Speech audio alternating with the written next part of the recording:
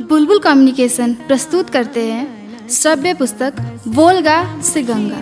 राहुल सांकृत्यायन लिखित पुस्तक वोल्गा से गंगा की ऑडियो बुक अच्युत घिमरे की आवाज़ में सुनिए। खंड 10 नागदत्ता। काल 335 ईसा पूर्व। अध्याय 1। उचित पर हमें ध्यान देना चाहिए विष्णुगुप्त। मनुष्य होने से हमारे कुछ कर्तव्य है, इसलिए हमें उचित का ख्याल रखना चाहिए। कर्तव्य धर्म है ना। मैं धर्म को ढोंग समझता हूँ। धर्म केवल परधन अपहारकों को शांति से परधन उपभोग करने का अवसर देने के लिए है। धर्म ने क्या कभी गरीबों और निर्बलों की सूद ली?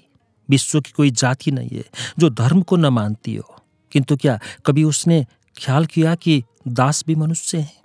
दासों को छोड़ दो और दास स्त्रियों को ले लो। क्या धर्म ने कभी उन पर न्याय किया? धन चाहिए, तुम 2, 4, 10, 100 स्त्रियों को विवाहित बना सकते हो, वो दासी से बढ़कर नहीं होगी। और धर्म इससे ठीक समझाता है। मेरा उचित का मतलब धर्म से उचित नहीं है, बल्कि स्वस्थ मानव का मन जिसे उचित समझता है। तो मैं क्या कहता हूं, जो आवश्यक है वही उचित है। तब तो उचित अनुचित का भेद ही नहीं रह जाएगा। भेद रहेगा मित्र। आवश्यक से मतलब मैं सिर्फ एक के लिए जो आवश्यक हो उसे नहीं लेता। जरा साफ करके कहा विष्णुगुप्त। यही हमारे तक्षशिला गांधार को ले ले भाई। हमारे लिए अपनी स्वतंत्रता कितनी प्रिय और उचित भी है, किंतु हमारा देश इतना छोटा है कि वो बड़े शत्रु का मुकाबला नहीं कर सकता। जब तक मद्र, पश्चिम गंधार जैसे छोटे छोटे गण हमारे पड़ोसी थे, तब तक चैन से रहे। कभी कभी लड़ाई तो पड़ती थी, किंतु उसका परिणाम कुछ आदमियों की बलि मात्र होता था। हमारी स्वतंत्रता का अपहरण नहीं, क्योंकि तक्षशिला के कांटेदार आहार को पचाना किसी के लिए आसान न था। किंतु जब पारसब ईरानी पश्चिमी पड़ोसी बने, तो हमारी स्वतंत्रता उनकी कृपा पर रह गई। हमारी स्वतंत्रता के लिए क्या आवश्यक है? यही कि हम पारसों जितने मजबूत बने। और मजबूत बनने के लिए क्या करें? छोटे से गढ़ से काम नहीं चलेगा। हमें छोटे छोटे जनपदों की जगह विशाल राज्य कायम करना चाहिए। उस विशाल राज्य में छोटे छोटे जनपदों का क्या स्थान रहेगा? अपनेपन का ख्याल। ये गोल गोल शब्द है विष्णुगुप्त। दास कभी स्वामी में अपनेपन का ख्याल रखता है? तो मित्र नागदत्त, स्थान पाना इच्छा या ख्याल पर निर्भर नहीं करता, वो निर्भर करता है योग्यता पर। यदि तक्षशिला गांधार में योग्यता होगी तो वो विशाल राज्य में उच्च स्थान ग्रहण करेगा, नहीं तो मामूली। तो गुलाम का स्थान? किंतु मित्र, हम गुलाम का स्थान भी उससे कहीं अच्छा होगा। राज्य में मिला जो कि पश्चिमी गांधार को दारियोस के राज्य में मिला हुआ है। अच्छा, मेरी औषधि को जाने दो। तू ही बतला हमें अपनी स्वतंत्रता को कायम रखने के लिए क्या करना चाहिए, जबकि यह निश्चित है कि हम एक क्षुद्र जनपद के रूप में अपने अस्तित्व को कायम नहीं रख सकते। मैं कहूँगा विष्णुगुप्त, हमें अपने गण स्वातंत्र्य को कायम रखना चाहिए और किसी राजा के अधीन नहीं बनना चाहिए। मैं मानता हूँ हम एक क्षुद्र गण के रूप में अपनी स्वतंत्रता नहीं कायम रख सकते। इसीलिए हमें सारे उत्तराफत पंजाब के गणों का एक संघ संगठित करना चाहिए। उस संघ में प्रत्येक गण स्वतंत्र रहेगा या संघ सर्वोपरि रहेगा। मैं समझता हूँ जैसे हम सब व्यक्तियों के ऊपर गण है, उसी तरह गंधार, मंद्र, मल्ल, शिबी आदि सभी गणों के ऊपर संघ को मानना होगा। इसे कैसे मनवाएंगे? आखिर गण के बाहरी शत्रु की रक्षा के लिए हमें सेना रखनी होगी, बलि कर लेनी होगी। जैसे हम गण के भीतर के लोगों से कराते हैं, वैसे संघ के भीतर गणों से करा सकते हैं। गण के भीतर हमारा पहले से चला आया एक जन खून का परिवार है। अनादिकाल से इस परिवार को गण नियम के मानने की आदत बन गई है, किंतु ये गणों का संग नहीं चीज होगा। यहाँ खून का संबंध नहीं, बल्कि खून का झगड़ा, प्रतिद्वंदिता अनादिकाल से चली आई है। फिर कैसे हम संघ के नियम को मनवा सकते हैं? यदि मित्र तू इस पर व्यवहार की दृष्टि से विचारता तो कभी इसके लिए न कहता। संघ की बात गण तभी मानेंगे जबकि उन्हें वैसा मानने के लिए मजबूर किया जाएगा। और वो मजबूर करने वाली शक्ति कहाँ से आएगी? मैं समझता हूँ उसे भीतर से पैदा करनी चाहिए। मैं कहता हूँ भीतर से पैदा होती तो अच्छी बात है, किंतु पार्श्वों के प्रहार को अनेक बार सहकर हमने देख लिया कि वो भीतर से ही नहीं पैदा की जा सकती। इसलिए हम जैसे हो वैसे उसे पैदा करना चाहिए। राजा स्वीकार कर भी सिर्फ तक्षशिला का नहीं, तक्षशिला, गांधार जैसे अनेक जनपदों का एक राजा चक्रवर्ती भी स्वीकार करता तो हर्ज नहीं। तो फिर पार्श्व दारियोस को ही क्यों न राजा मान ले? पार्श्व दारियोस हमारा नहीं है मित्र, ये तो खुद जानता है हम जम्बूद्वीप के हैं। अच्छा, तो नंद को? यदि हम उत्तराफत पंजाब के सारे गणों का संग नहीं बना सकते तो हमें नंद को स्वीकार करने में भी उज्र नहीं होना चाहिए। पश्चिमी गांधार की भांति दारियोस का दास बनना अच्छा है या अपने एक जम्बूद्वीप चक्रवर्ती के अधीन रहना अच्छा है? तूने विष्णुगुप्त राजा का राज्य अभी देखा नहीं है। देखता तो समझता कि वहां साधारण जनदास से बढ़कर हैसियत नहीं रखते। मैं मानता हूं मैंने पश्चिमी गांधार छोड़ किसी राजा के राज्य में पैर नहीं रखा, किंतु देश भ्रमण की इच्छा मेरे दिल में है। मैं तेरी तरह बीच बीच में चक्कर काटने की जगह अध्ययन समाप्त कर एक ही बार उससे करना चाहता हूँ, किंतु इससे मेरे इस विचार में कोई अंतर नहीं आ सकता कि हमें यदि विदेशियों की घृणित दास्ता से बचना है तो छोटी सीमाओं को तोड़ना होगा। दारियोस की सफलता की वही कुंजी है। उन्हें कितनी सफलता मिली इसे मैं नजदीक से देखना चाहता हूँ। नजदीक से? हाँ, मैंने प्राचीन में मगध तक देख लिया और देख लिया नंद का राज्य जो हमारे पूर्व गांधार तक्षशिला की तुलना में नर्क है। मजबूत वो जरूर है गरीबों को पीस देने के लिए, किंतु मेहनत करने वाले लोग, कृषक, शिल्पी, दास कितने पीड़ित हैं इसे बयान नहीं कर सकता। ये इसीलिए कि नंद के राज्य में तक्षशिला जैसा कोई स्वाभिमानी, स्वतंत्रता प्रेमी गण नहीं सम्मिलित हुआ। सम्मिलित हुआ है विष्णुगुप्त। लिच्छवियों का गण हमारे गंधार से भी जबरदस्त था, किंतु आज वैशाली मगध की चरणदासी है और लिच्छवी मगध शिकारी के जबरदस्त कुत्ते, इससे बढ़कर कुछ नहीं। वैशाली को जाकर देखो, उजाड़ हो रही है। पिछले 150 वर्ष में उसकी संख्या तिहाई भी नहीं रह गई। शताब्दियों से अर्जित स्वतंत्रता, स्वाभिमान के भाव अब मगध राज्य के लड़ाके सैनिक बनाने में काम आ रहे हैं। एक बार जहां किसी बड़े राज्य के हाथ में अपने को दे दिया तो फिर उसके हाथ से छूटना मुश्किल। मित्र नागदत्त, मैं भी किसी वक्त तेरी ही तरह से विचारता था, किंतु मैं समझता हूं अब छोटे छोटे गणों का युग बीत गया और बड़ा गण या संघ कायम करना सपना मात्र है। इसीलिए मैं समय की आवश्यकता को उचित कहता हूं। किंतु ये बतला अब क्या पश्चिमी की तैयारी है? हाँ, पहले पार्श्वों के देश को, फिर हो सकता है तो देखना चाहता हूँ यवनों, यूनानियों को भी हमारी तरह उनके भी गढ़ है, किंतु देखना है कैसे उन्होंने महान दारियोस तथा उनके वंशजों को अपने मंसूबे में सफल नहीं होने दिया। इसे मैं अपनी आंखों देखना चाहता हूँ। और मैं भी चल रहा हूँ मित्र, प्राची को देखूं मगध में सारे जम्बूद्वीप को एक करने की शक्ति है या नहीं। चलो हम लोग पढ़ाई समाप्त कर धनार्जन, परिवार पोषण की जगह यहाँ काम करें। लेकिन मित्र, तूने जो साथ ही साथ वैद्य की विद्या पढ़ी, अच्छा किया। मैं पछताता हूँ। यात्रा करने वालों के लिए ये बड़े लाभ की विद्या है, किंतु तू उससे भी लाभ की विद्या, ज्योतिष और सामुद्रिक यंत्र मंत्र जानता है। तो जानता है मित्र, ये झूठी विद्याएं हैं। लेकिन विष्णुगुप्त चाणक्य को झूठी सच्ची विद्याओं से वास्ता? उसके लिए तो जो आवश्यक है वो उचित है। बचपन से साथ खेलते, साथ पढ़ते तक्षशिला के नागदत्त, काश्य और विष्णुगुप्त चाणक्य के विद्यार्थी जीवन की यह अंतिम भेंट थी।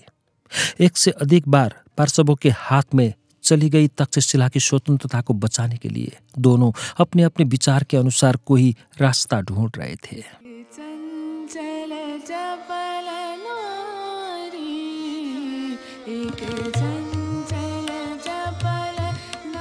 अध्याय 2।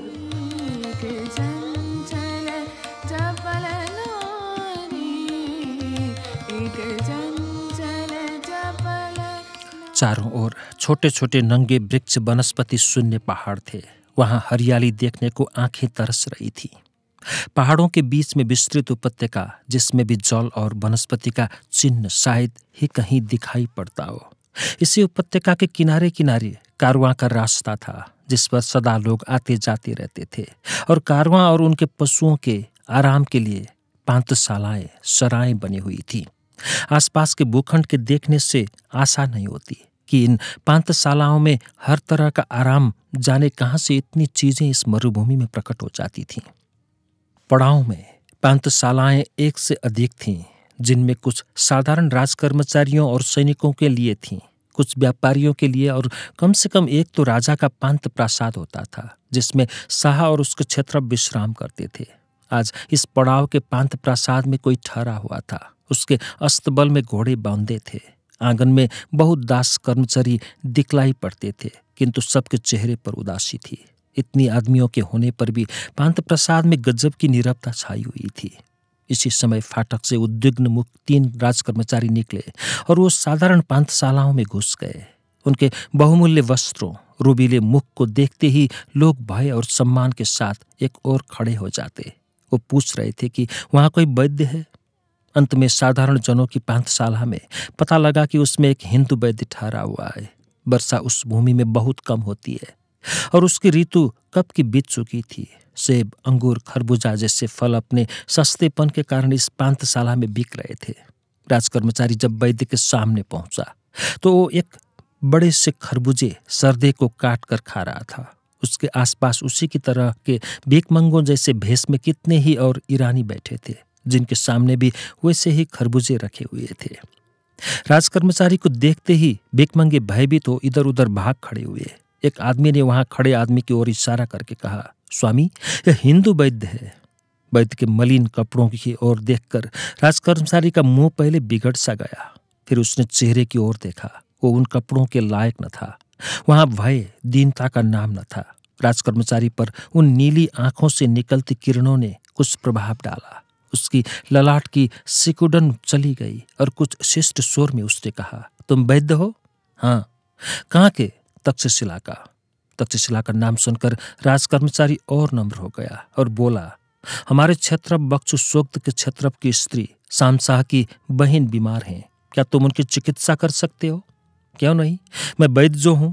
किंतु ये तुम्हारे कपड़े नहीं चिकित्सा करेंगे, मैं चिकित्सा करूंगा। किंतु ये ज्यादा मैले हैं, आज इन्हें बदलने ही वाला था, एक क्षण के लिए ठहरे। कहा वैद्य ने एक धूले ऊनी चोंगे जो पहले से थोड़ा ही अधिक साफ था को पहना और हाथ में दबाओं की पोटलियों से भरी एक चमड़े की थैली ले राजकर्मचारी के साथ चल पड़ा। कहने को यह पांतशाला थी, किंतु इसके आंगन में गधों की न वो लीद थी, न भीखमंगों की गुदड़ियों के जुए। यहाँ सभी जगह सफाई थी। ऊपर चढ़ने की सीढ़ी पर रंग बिरंगे काम वाले कालीन बिछे हुए थे। सीढ़ी की बाहों में सुंदर कारुकार्य थे। करों में भी उसी तरह नीचे महार्ग कालीन थे। दरवाजों पर सूक्ष्म दुकुल के पर्दे लटक रहे थे, जिनके पास संगमरमर की मूर्ति की भांति नीरव सुंदरियां खड़ी थीं। एक द्वार पर जाकर कर्मचारी ने वैद्य को खड़ा रहने का इशारा किया और एक सुंदरी के कानों में कुछ कहा। उसने बहुत धीरे से द्वार को खोला। भीतर के पर्दे के कारण वहां कुछ दिखलाई न पड़ता। कुछ क्षण में ही सुंदरी लौट आई और उसने वैद्य को अपने साथ चलने को कहा। भीतर घुसते ही वैद्य ने मधुर सुगंध से सारे कमरे को वासित पाया। फिर जल्दी में आसपास नजर दौड़ाई। उस कमरे को सजाने में कमाल किया था। कालीन, पर्दे, मसनद, दीपदान, चित्र, मूर्तियां सभी ऐसी थीं जिन्हें वैद्य ने अभी तक न देखा था। सामने एक कोमल गद्दी थी, जिस पर दीवार के पास 2-3 मसनदें रखी थीं, जिनमें से एक के सहारे एक अधेड़ उम्र का स्थूलकाय पुरुष बैठा था। उसके कान तक फैली बड़ी बड़ी मूछों के भूरे बालों में कुछ सफेद हो चले थे। उसकी बड़ी पीली आंखों पर अति जागरण और तीव्र चिंता की छाप थी। उसके बगल में एक अनुपम सुंदरी बैठी थी, जिसका वर्ण ही श्वेत मक्खन सा नहीं था, बल्कि मालूम होता था वो उससे अधिक कोमल है। उसके श्वेत कपोलों पर हल्की सी लाली थी, जो अब धूमिल हो गई थी। उसके पतले ओठों की चमकती जाली की सुख चंचू से उपमा नहीं दी जा सकती।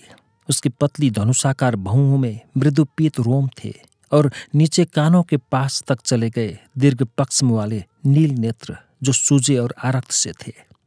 उसके सिर पर मानो सुवर्ण के सूक्ष्म तंतुओं को बलित करके सजाया गया था। उसके शरीर में एक पूरे बाह की हरी दुकुल की कुंचुकी और नीचे लाल दुकुल का सुत्थन था। उस सौंदर्यमय कोमल शरीर पर मणिमुक्ता के आभूषण केवल भार मालूम होते थे। इन दोनों के अतिरिक्त कमरे में कितनी ही और सुंदरियां खड़ी थीं, जिनके चेहरे और विनीत भाव को देखने से वैद्य को समझने देर नहीं हुई कि ये क्षत्रप के अंतःपुर की परिचारिकाएं हैं। पुरुष, जो कि क्षत्रप ही था, ने वैद्य को एक बार सिर से पैर तक निहारा, किंतु उसको दृष्टि को उसके नीले नेत्रों ने अपनी ओर खींच लिया। उसे ये समझने में देर न लगी कि यदि मैं अपने कपड़ों को इसी समय पहना दूं तो ये पुरुषपरी परपेपोलोस के सुंदरतम तरुणों में गिना जाएगा। क्षत्रप ने विनीत स्वर में कहा। आप तक्षशिला के वैद्य हैं? हाँ महाक्षत्रप। मेरी स्त्री बहुत बीमार है। कल से उसकी अवस्था बहुत खराब हो गई है। मेरे अपने 2 वैद्यों की दवाओं का कोई प्रभाव नहीं पड़ रहा है। मैं महाक्षत्रप की पत्नी को देखने के बाद आपके वैद्यों से बात करना चाहूंगा। वो यहाँ हाजिर रहेंगे। अच्छा तो भीतर चलें। श्वेत भीतर से जैसे ही श्वेत पर्दे को हटाया गया, वहां भीतर जाने का द्वार था। क्षत्रप और षोडशी आगे आगे चली, उनके पीछे पीछे वैद्य था। भीतर हाथी दांत के पांव का एक पलंग बिछा था, जिस पर फेन सदृश श्वेत कोमल शैया पर रोगिणी सोई हुई थी। उनका शरीर श्वेत कदली मृग समूर चर्म के प्रावरण से ढका था और सिर्फ चिबुक के ऊपर का भाग भर खुला था। क्षत्रप को आते देख परिचारिकाएं अलग खड़ी हो गईं। वैद्य ने नजदीक से जाकर देखा। क्षत्रपानी का चेहरा उस षोडशी से हूबहू मिलता था, किंतु उसके तरुण सौंदर्य की जगह यहाँ प्रौढ़ावस्था का प्रभाव और उस पर चीर रोग के झंझावात का असर था। वो लाल ओठ अब पीले थे। उसके मांसल कपोल सूख कर नीचे धंसे गए थे। आंखें बंद तथा कोटर नील थीं। पीली बहुओं की कमान अभी भी तनी हुई थी। ललाट की स्निग्ध श्वेतिमा रूखी और निस्तेज हो गई थी। क्षत्रप ने मुंह नजदीक ले जाकर कहा, अपसा। रोगिणी ने जरा सी आंखें खोली, फिर बंद कर लिया। वैद्य ने कहा, मूर्छा, आंशिक मूर्छा। फिर उसने हाथों को निकालकर नाड़ी देखी। मुश्किल से उसका पता लग रहा था। शरीर करीब करीब ठंडा था। क्षत्रप ने वैद्य के चेहरे को गंभीर होते देखा। जरा सा सोचकर वैद्य ने कहा, थोड़ी सी द्राक्षीसुरा, पुरानी जितनी मिल सके।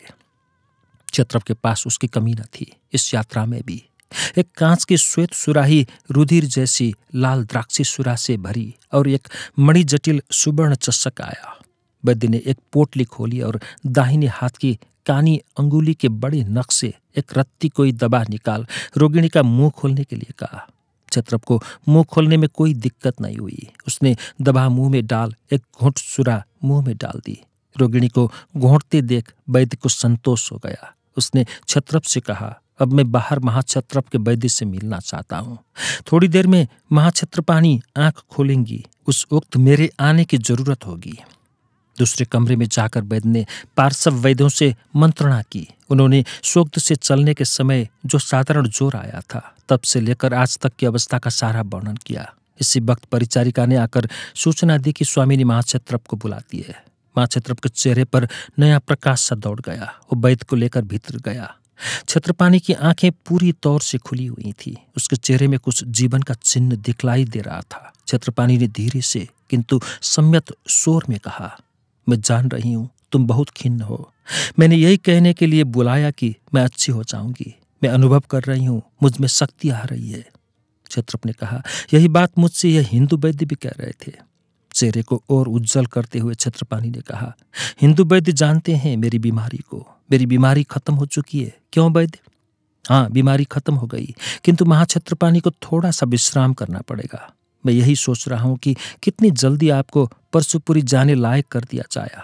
मेरे पास अद्भुत रसायन है। हिंदुओं के रसायन को मैं दे रहा हूं। थोड़ा थोड़ा द्राक्षा और दारिम का रस पीना होगा। वैद्य, तुम रोग को पहचानते हो। दूसरे तो गधे हैं, गधे हैं। तुम जैसा कहोगे वैसा ही करूंगा। रोशना षोडशी सामने खड़ी बोली, माँ, बेटी, तेरी आंखें गीली हैं। वे वैद्य मुझे मार डालते, किंतु अब चिंता नहीं। हिंदू वैद्य को अहुर मज्जा ने भेजा है। इन्हें तकलीफ न होने देना।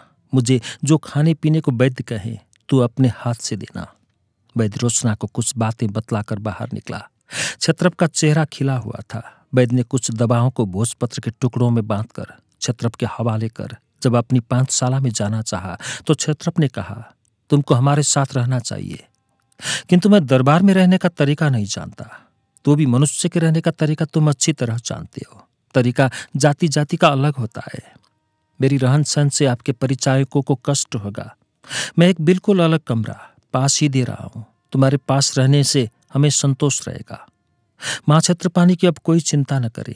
वैद्यों ने बीमारी को ठीक से पहचाना नहीं था। मैं 2 घंटा और न आया होता तो फिर आशा न थी, किंतु अब उनकी बीमारी चली गई, समझें। क्षत्रप के आग्रह पर वैद्य ने वहीं एक कमरे में रहना स्वीकार किया। क्षत्रपानी चौथे दिन से बैठने लगी और उनके चेहरे की सिकुड़ने बड़ी तेजी से घटने लगी। सबसे ज्यादा प्रसन्न थी रोशना। दूसरे ही दिन उसके क्षत्रप के दिए महार्घ दुसाले के चोंगे को लाकर अपने हाथों वैद्य को प्रदान किया। उस चोंगे, उस सुनहले कमरबंद, उस स्वर्ण खचित जूतों के साथ अब वो बेकमंगों में भी बैठे खरबूजा खाने वाला आदमी न था। छत्रपानी अब हल्का आहार ग्रहण करने लगी थीं। छठे दिन शाम को उन्होंने वैद्य को बुला भेजा। वैद्य उन्हें बिल्कुल नया पुरुष मालूम होता था। जान पड़ा उनके भतीजों में से कोई आ रहा है। पास आने पर बैठने के लिए कहा और बैठ जाने पर बोली, वैद्य, मैं तुम्हारी बड़ी कृतज्ञ हूँ। इस निर्जन बियाबान में मजदानी तुम्हें मुझे बचाने के लिए भेजा। तुम्हारा जन्मनगर क्या है? तक्षशिला। तक्षशिला बहुत प्रसिद्ध नगर है, विद्या के लिए प्रख्यात है। तुम उसके रत्न हो। नहीं, मैं उसका एक अति साधारण नया वैद्य हूँ। तुम तरुण हो निस्संदेह, किंतु तरुणाई और गुण से बैर नहीं है। तुम्हारा नाम क्या है वैद्यराज? नागदत्त काश्य। पूरा नाम बोलना मेरे लिए मुश्किल होगा, नाग कहना काफी होगा। काफी होगा महाछत्रपाणी। तुम कहाँ जा रहे हो? अभी तो पुरसुपुरी, परसे पुलिस। फिर चलने यात्रा करने की इच्छा से ही मैंने घर छोड़ा है।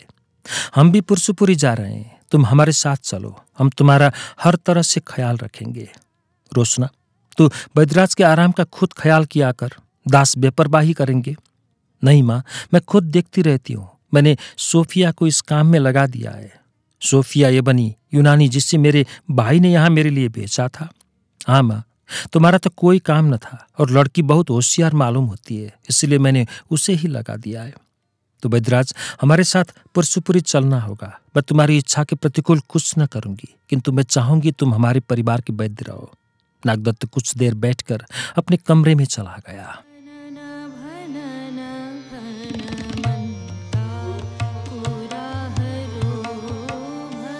अध्याय 3।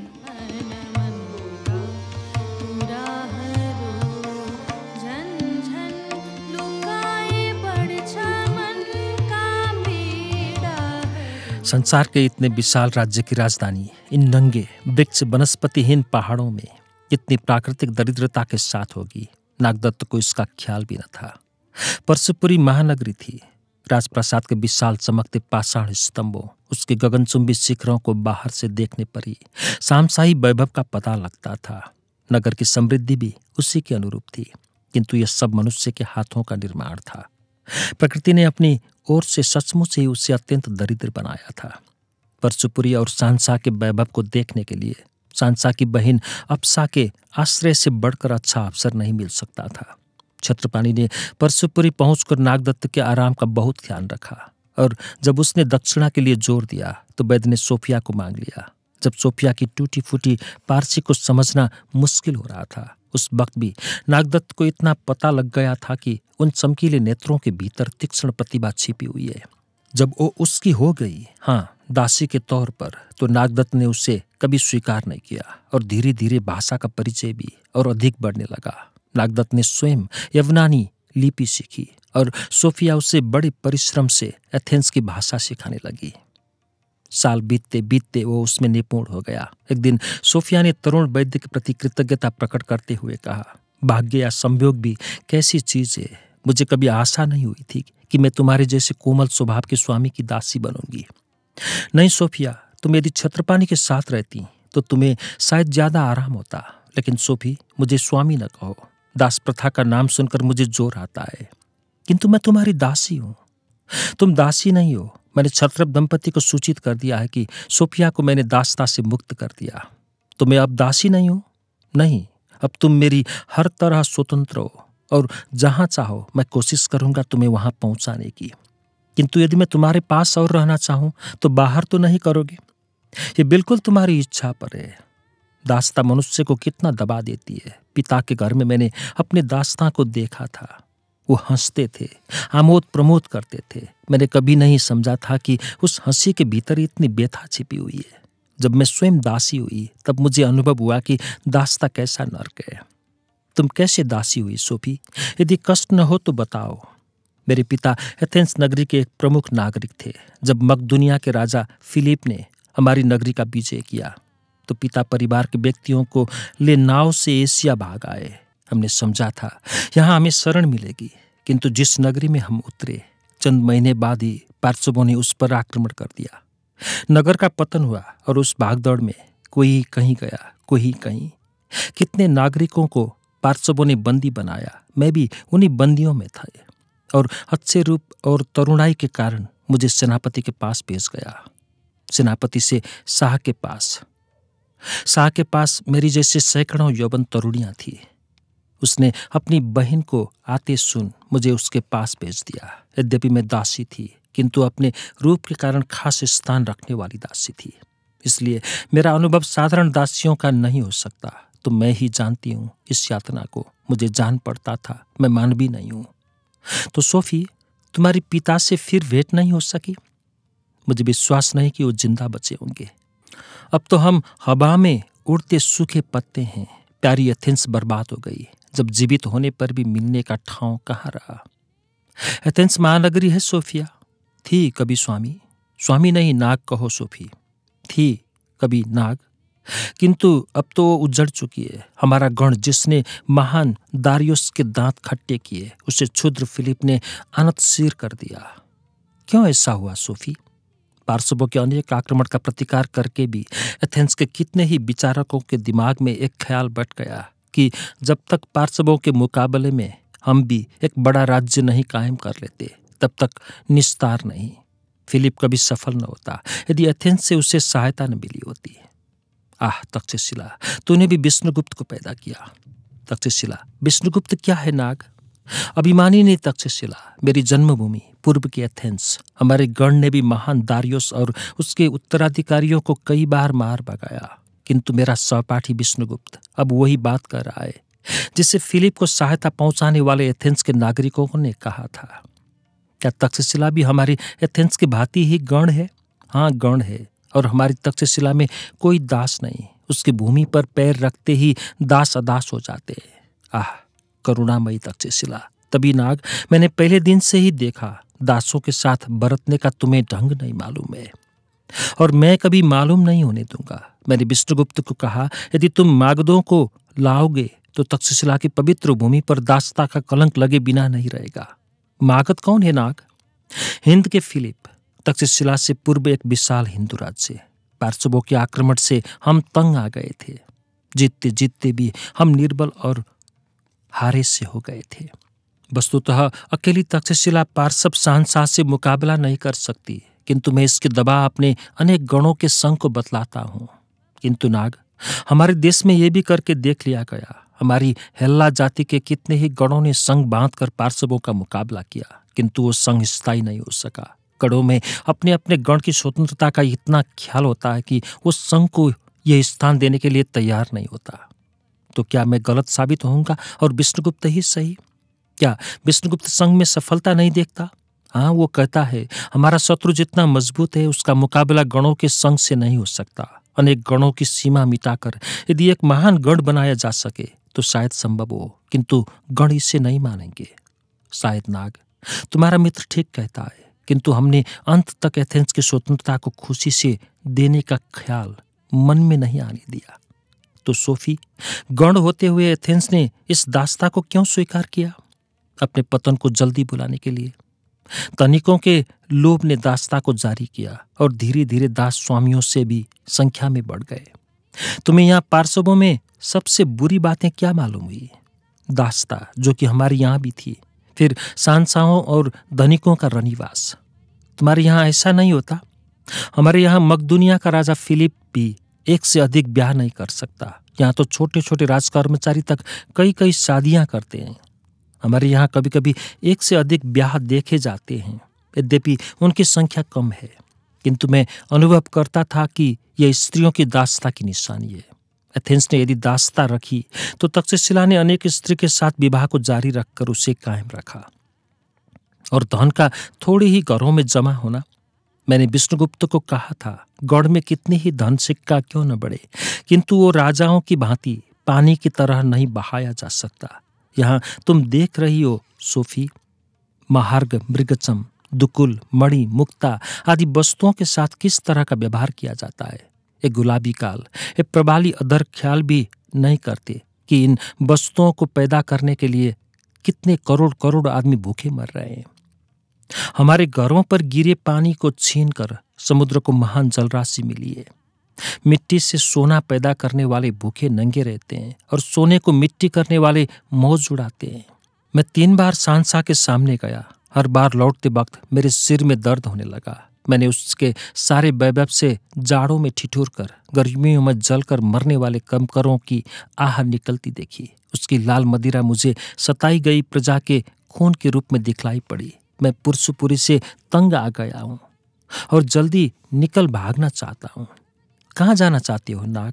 पहले तुम्हारे बारे में जानना चाहता हूँ। मैं कहाँ बतला सकती हूँ?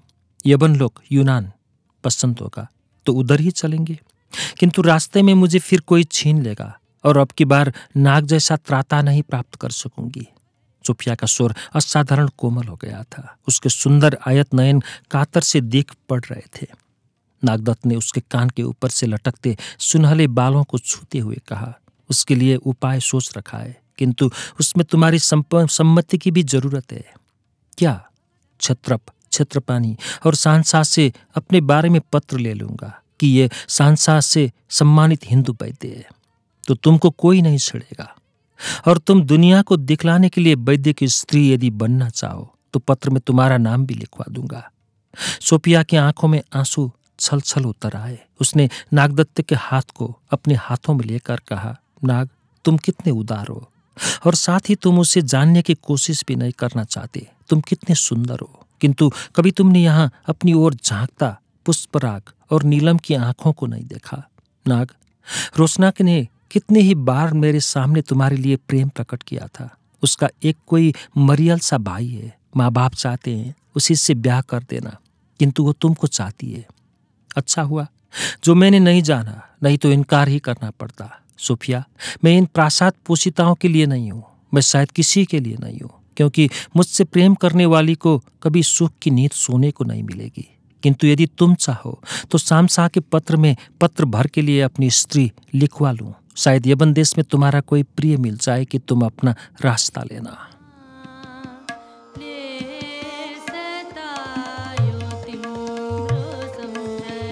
अध्याय 4।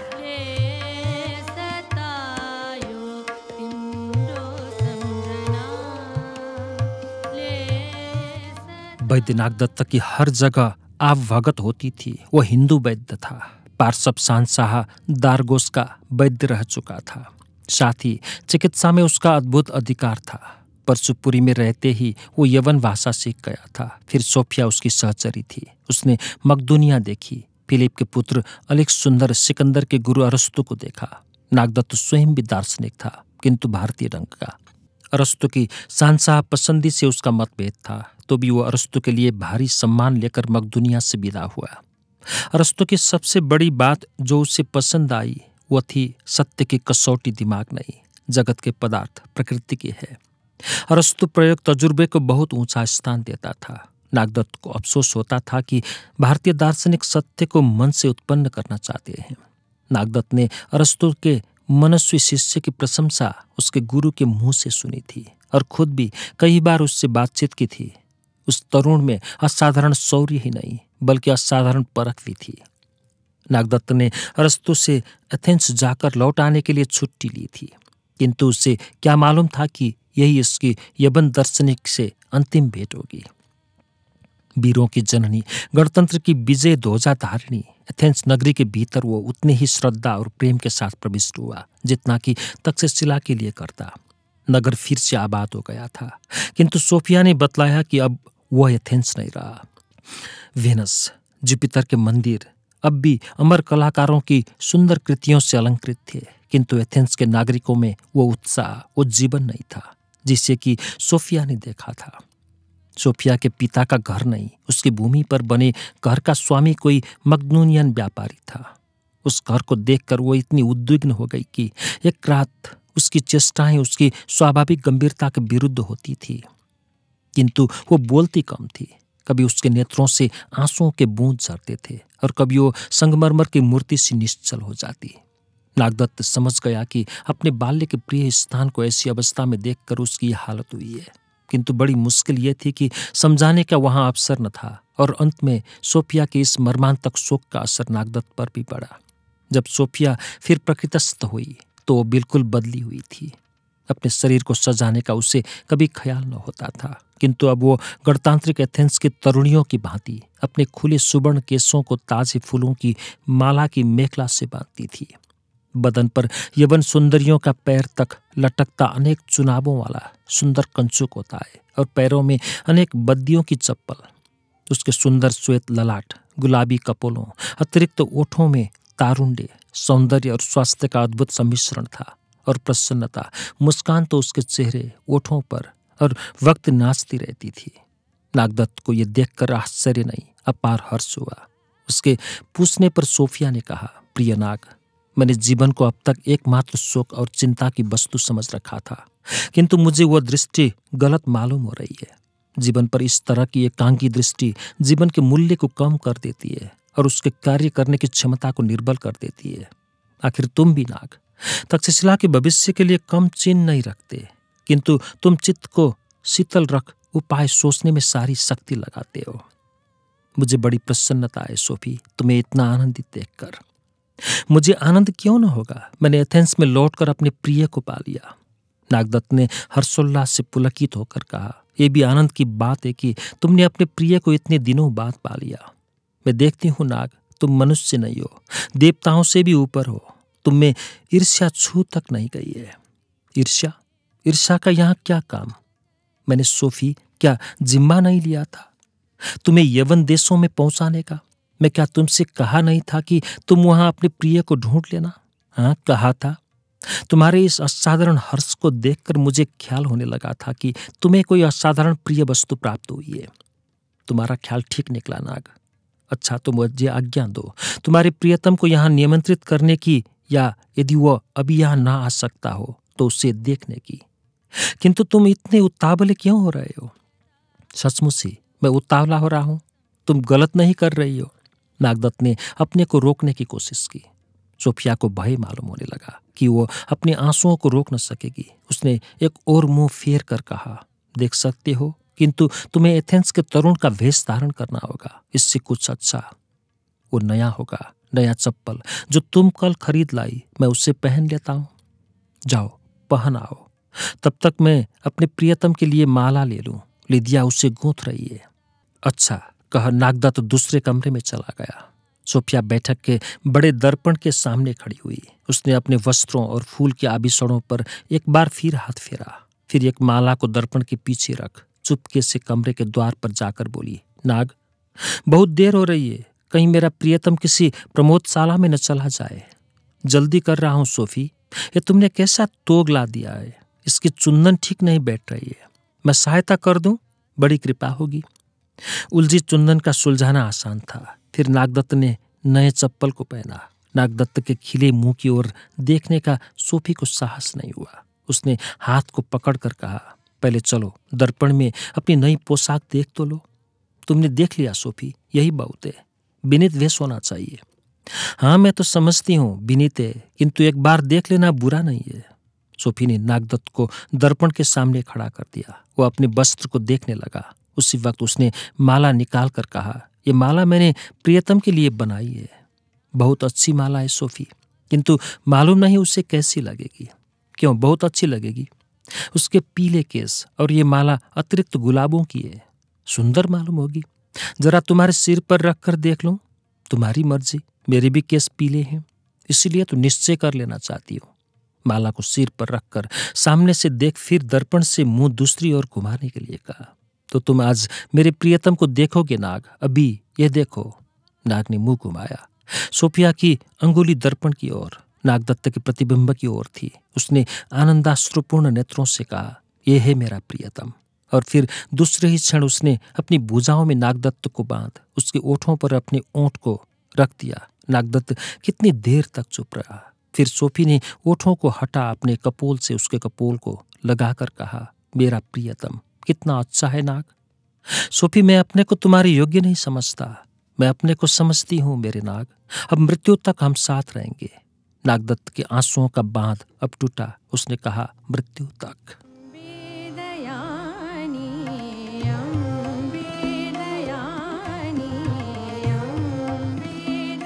अध्याय 5।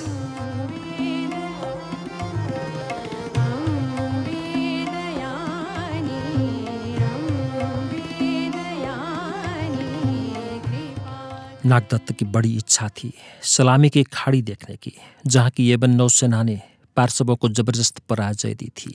दोनों स्थल के रास्ते चले जा रहे थे। नागदत्त अपने में नया उत्साह पा रहा था और उसका ख्याल रह रहकर तक्षशिला की ओर जाता था। दोनों रास्ते में एक वृक्ष के नीचे विश्राम कर रहे थे। उस वक्त सोफिया ने कहा, सुना ना नाग, फिलिप मर गया, अलिक सुंदर मकदुनिया का राजा बना है और वो बड़ी जबरदस्त सेना तैयार कर रहा है। हाँ, वो सारे यवन भूमध्य सागर के तट पर अधिकार करना चाहता है, किंतु इसका पूर्वी और दक्षिणी मिस्र का तट तो पार्सवों के हाथ में है, जिसका अर्थ है वो पार्सवों से युद्ध करना चाहता है और इस प्रकार गणतंत्र यवनों से अपने राज्य की स्थापना में सहायता लेना चाहता है। एक ढेले से दो चिड़ियां मारना चाहता है सोफी। शहंशाह को यवन सागर से हटाना, यदि और आगे न बढ़ सका तो और अभिमानी यवन गणों की राजभक्ति को प्राप्त करना। अरस्तु ने उसको शिक्षा दी, अरस्तु ने उसके साहस को बढ़ाया। दार्शनिक अरस्तु ने, हाँ, और उसके गुरु अफलातून ने एक आदर्श गण की कल्पना की थी, किंतु उसने भी साधारण जनता को हरवाहा चरवाहा ही रखना चाहा। अरस्तु ने आदर्श गण की जगह आदर्श राजा चक्रवर्ती की कल्पना की। क्या जाने यह यवन चक्रवर्ती पार्सव शहंशाह को हराकर कहाँ तक जाए। एक बार पैर बढ़ा देने पर उसे रोकना अपने हाथ में नहीं रहता सोफी। और मेरा सहपाठी विष्णुगुप्त चाणक्य भी मगध में चक्रवर्ती खोजने गया था। क्या यवन और हिंदू चक्रवर्तियों का सिंधु तट पर मिलन तो होना होगा? पहली पीढ़ी में नहीं तो दूसरी पीढ़ी में सोफी, किंतु तब पृथ्वी कितनी छोटी हो जाएगी। समुद्र तट से वो नाव पर सलामी के लिए रवाना हुए। समुद्र शांत था, हवा बिल्कुल रुकी हुई थी। सोफी और नागदत्त 2 शताब्दी पहले के इस समुद्र को बड़े कृतज्ञतापूर्ण हृदय से देख रहे थे। इसने ही पारसों की नौवाहिनी को ध्वंस करने में सहायता प्रदान की थी। समुद्र में काफी दूर चले जाने पर एक भारी तूफान आया। दोनों अभी इस ख्याल में थे कि यह 100 साल पहले वाला तूफान है। उसी वक्त उनकी दृष्टि नौकरोहियों के भयभीत चेहरों पर पड़ी और फिर देखा कि पाल टूट गया और नाव करवट लेने लगी। स्थिति स्पष्ट थी। सोफी ने इसी वक्त नागदत्त को अपनी भुजाओं में बांध छाती से लगा लिया। उसके चेहरे पर मुस्कुराहट थी जब उसने कहा, मृत्यु तक। हाँ, मृत्यु तक, कह नागदत्त ने सोफिया के ओठों पर अपने ओठों को रख दिया। फिर दोनों 4 भुजपासों में बंध गए। दूसरे क्षण नाव उलट गई। दोनों सचमुच मृत्यु तक साथ ही रहे।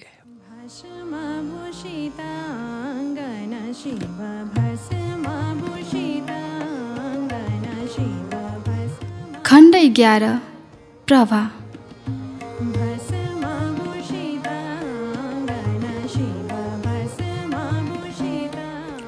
काल 50 ईस्वी। अध्याय 1। साकेत अयोध्या कभी किसी राजा की प्रधान राजधानी नहीं बना। बुद्ध के समकालीन कौशल राज प्रसेनजीत का यहाँ एक राजमहल जरूर था, किंतु राजधानी थी श्रावस्ती, सहेट महेट, वहां से 6 योजन दूर। प्रसेनजीत के दामाद अजातशत्रु ने कौशल की स्वतंत्रता का अपहरण किया। उसी वक्त श्रावस्ती का भी सौभाग्य लुट गया। सरयू तट पर बसा साकेत पहले भी नौ व्यापार का नहीं, बल्कि पूरब प्राची से उत्तरापंथ पंजाब के सार्थ पर बसा रहने से स्थल व्यापार का भी बाहरी केंद्र था। यह पद उसे बहुत समय तक प्राप्त रहा। विष्णुगुप्त चाणक्य ने शिष्य चंद्रगुप्त मौर्य ने मगध के राज्य को पहले तक्षशिला तक, फिर यवनराज शैलाक्ष सेल्यूकस को पराजित कर हिंदुकुश पर्वतमाला अफगानिस्तान से बहुत पश्चिम हिरात और आमू दरिया तक फैलाया।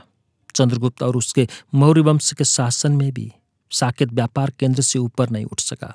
मौर्य वंश ध्वंसक सेनापति पुष्पमित्र ने पहले साकेत को राजधानी का पद प्रदान किया, किंतु शायद पाटलिपुत्र की प्रधानता को नष्ट करके नहीं। वाल्मीकि ने अयोध्या नाम का प्रचार किया। जब उन्होंने अपने रामायण को पुष्यमित्र या उसके शुंग वंश के शासनकाल में लिखा, इसमें तो शक ही नहीं कि अश्वघोष ने वाल्मीकि के मधुर काव्य का रसास्वादन किया था। कोई ताज्जुब नहीं यदि वाल्मीकि शुंग वंश के आश्रित कवि रहे हों, जैसे कालिदास चंद्रगुप्त विक्रमादित्य के, और शुंग वंश की राजधानी की महिमा को बढ़ाने के लिए उन्होंने जातकों के दशरथ की राजधानी वाराणसी से बदलकर साकेत या अयोध्या कर दी और राम के रूप में शुंग सम्राट पुष्पमित्र या अग्निमित्र की प्रशंसा की। वैसे ही जैसे कालिदास ने रघुवंश के रघु और कुमार संभव के कुमार के नाम से पिता पुत्र चंद्रगुप्त विक्रमादित्य और कुमारगुप्त की। सेनापति पुष्यमित्र अपने स्वामी का वध कर सारे मौर्य साम्राज्य को नहीं ले सका। पंजाब सारा यवन राजा मीनांदर के हाथ में चला गया और एक बार तो उसने साकेत पर भी घेरा डाल दिया था, जैसा कि पुष्यमित्र को पुरोहित ब्राह्मण पतंजलि ने लिखा है। इसमें यह भी पता लगता है कि पुष्यमित्र के शासनकाल के आरंभिक दिनों में भी साकेत का खास महत्व था। यह भी कि पतंजलि और पुष्यमित्र के समय अयोध्या नहीं, साकेत ही इस नगर का नाम था।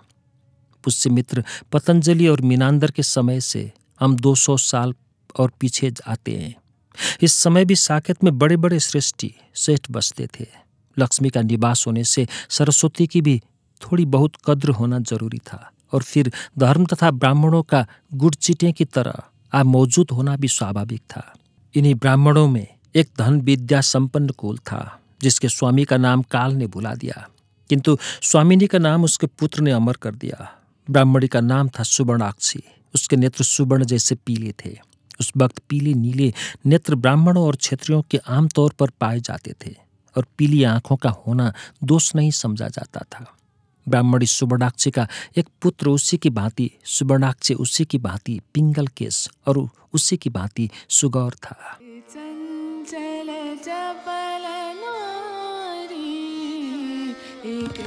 अध्याय 2।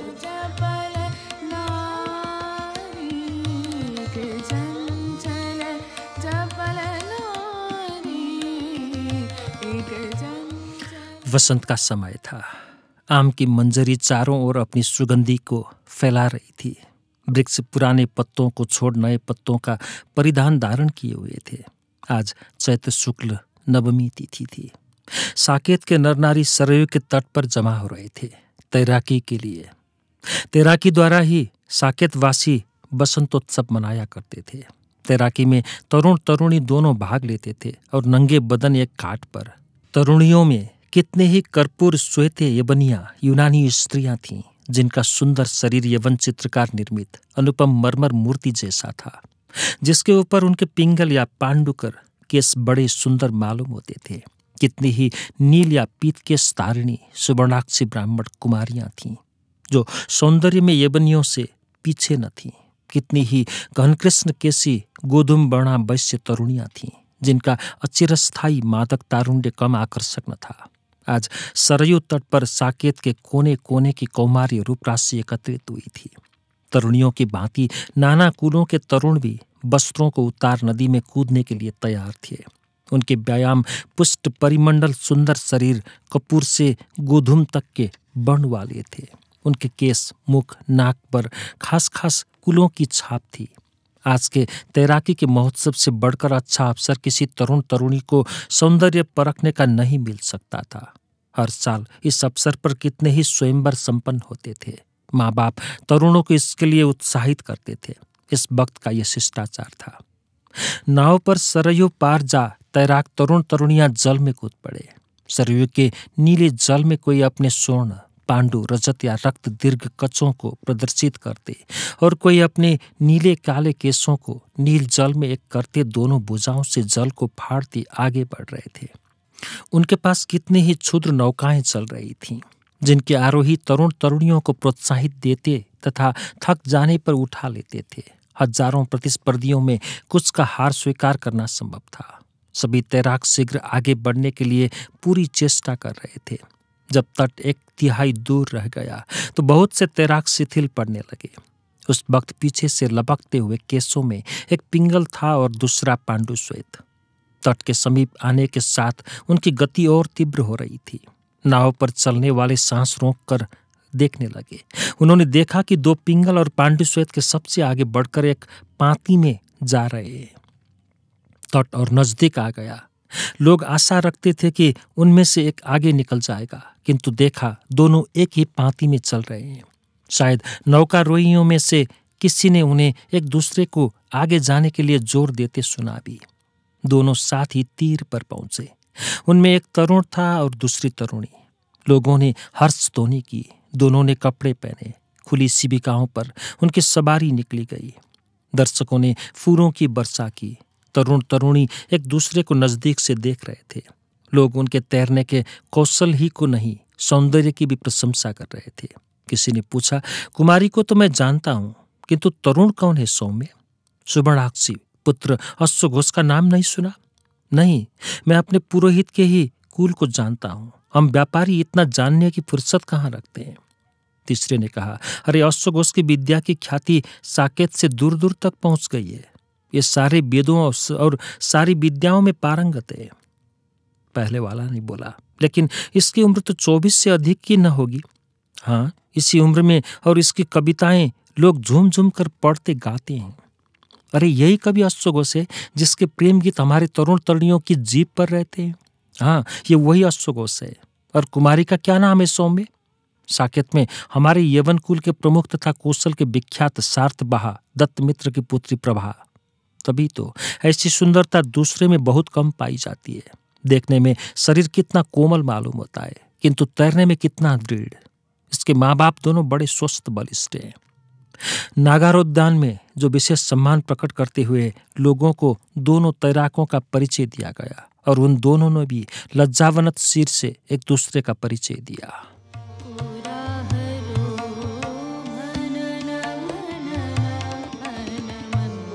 अध्याय 3।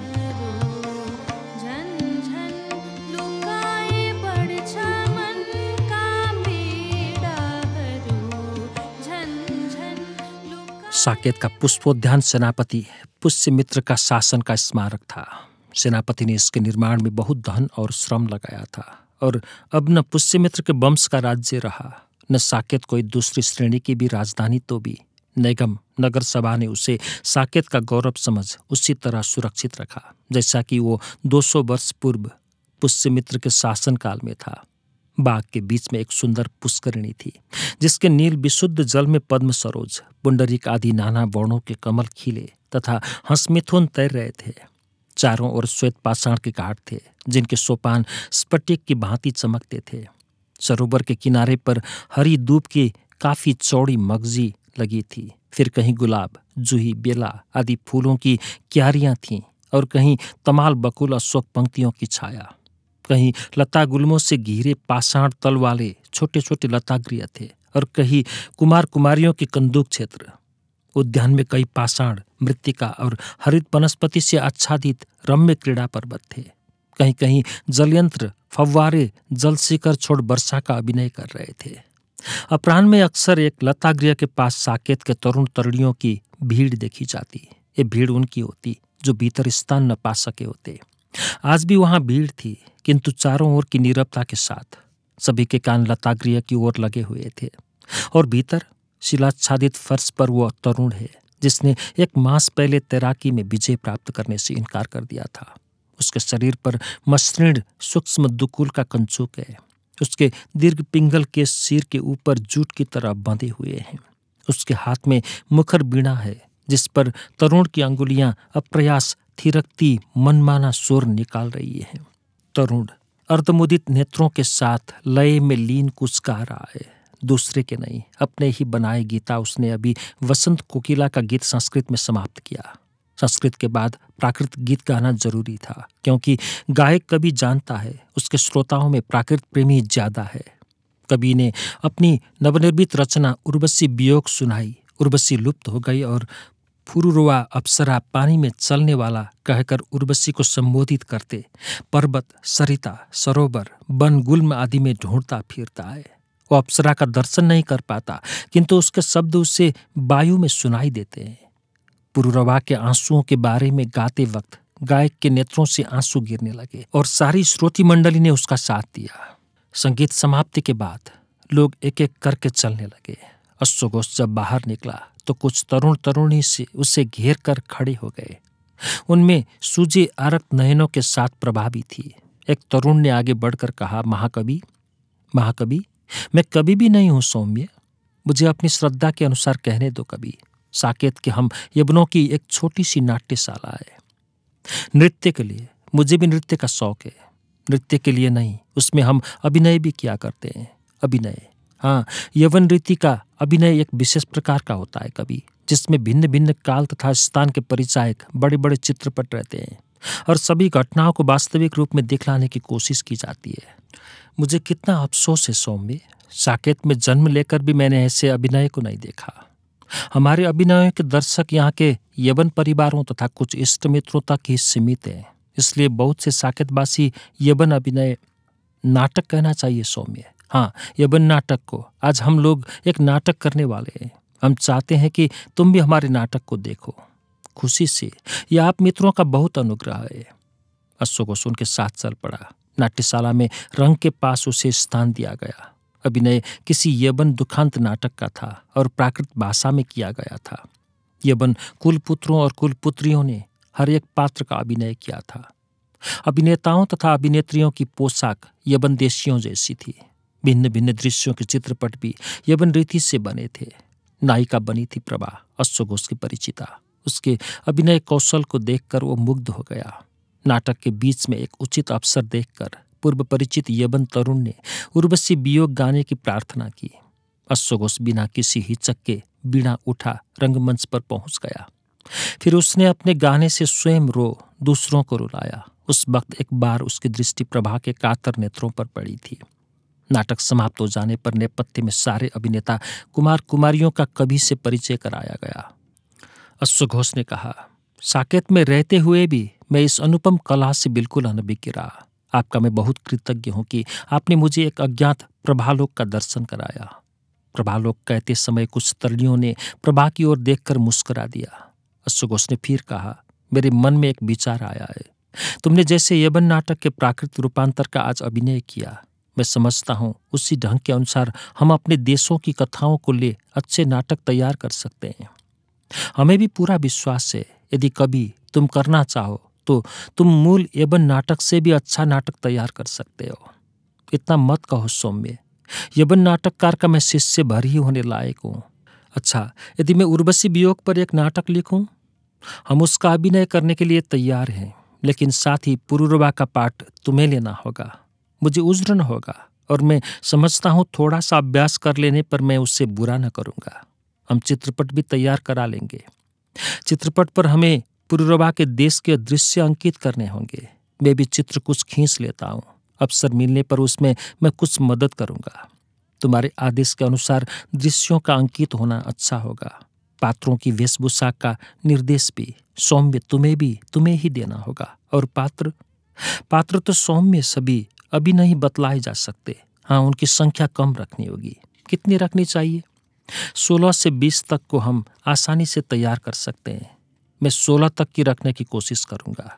पुरुरवा तो सौम्य तुम्हें बनना होगा। और उर्वशी के लिए हमारी प्रभा कैसी रहेगी? आज तुमने देखा उसके अभिनय को। मेरी अनभ्यस्त आंखों को तो वो निर्दोष मालूम हुआ।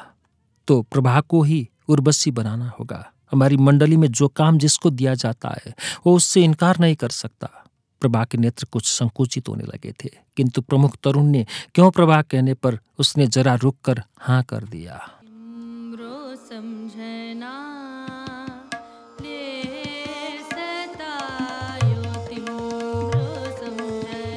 अध्याय 4।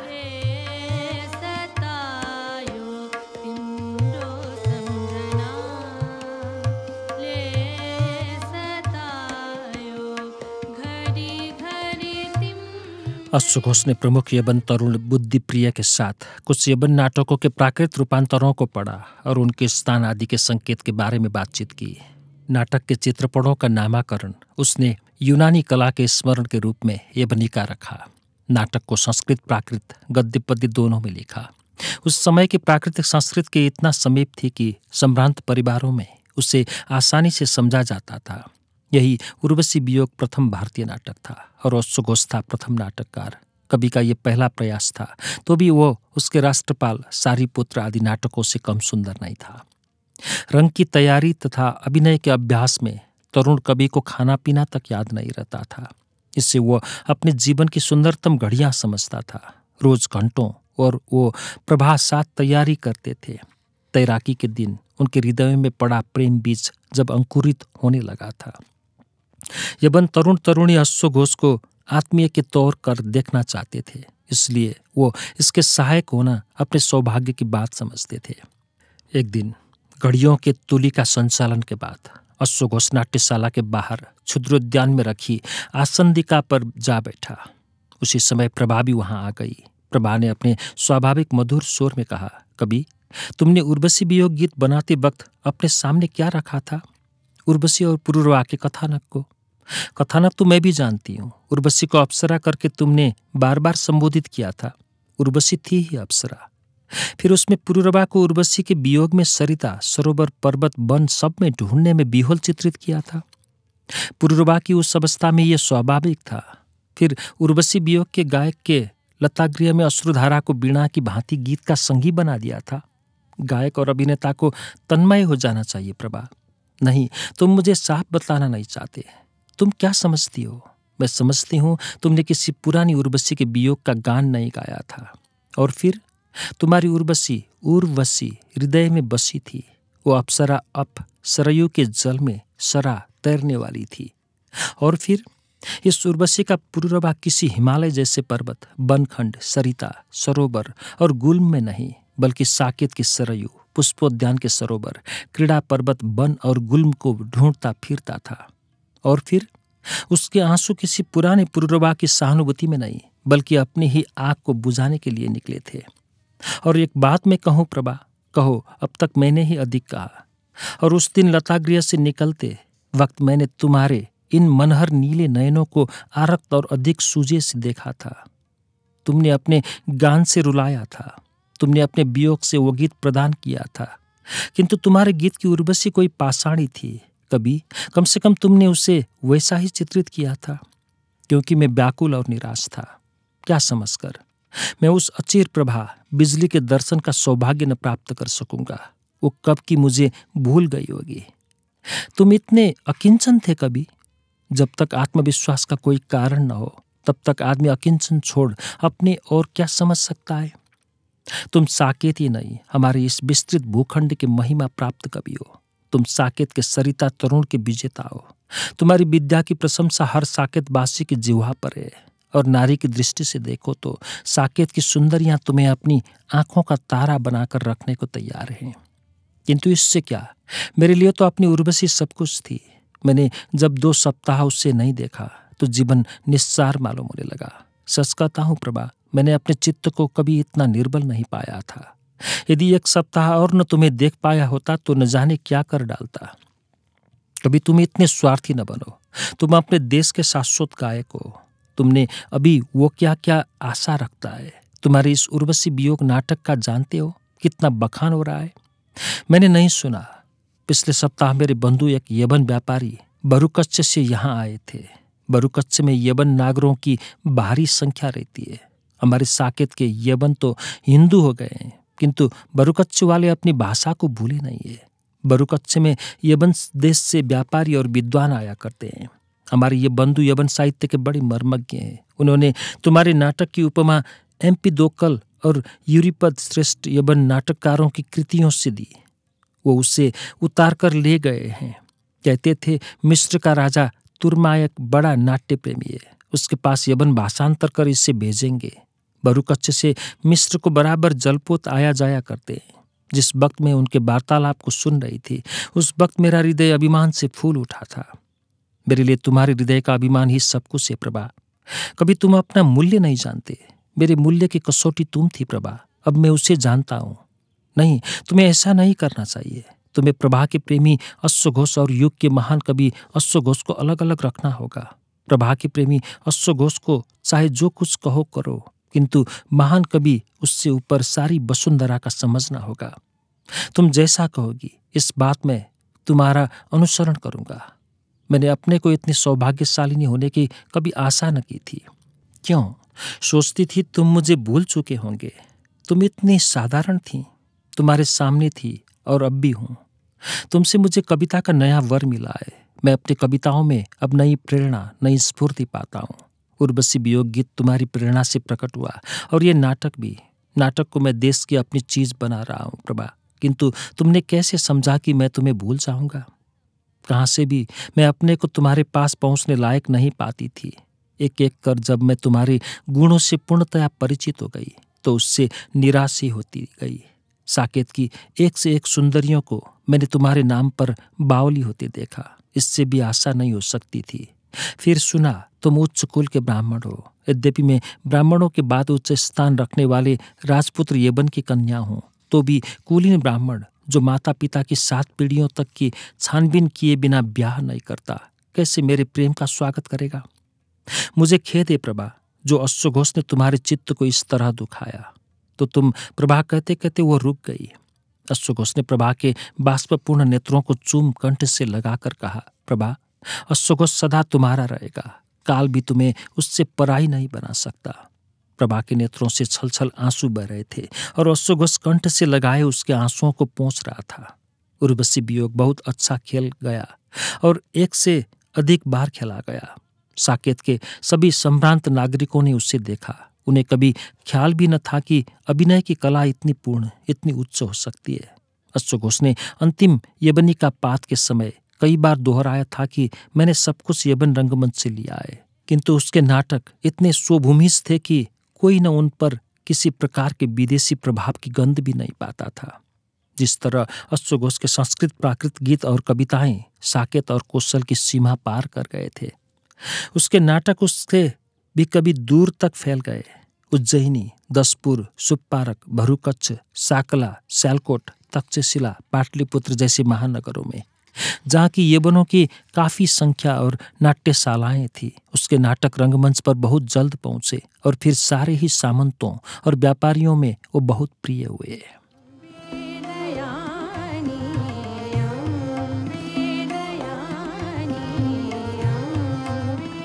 अध्याय 5।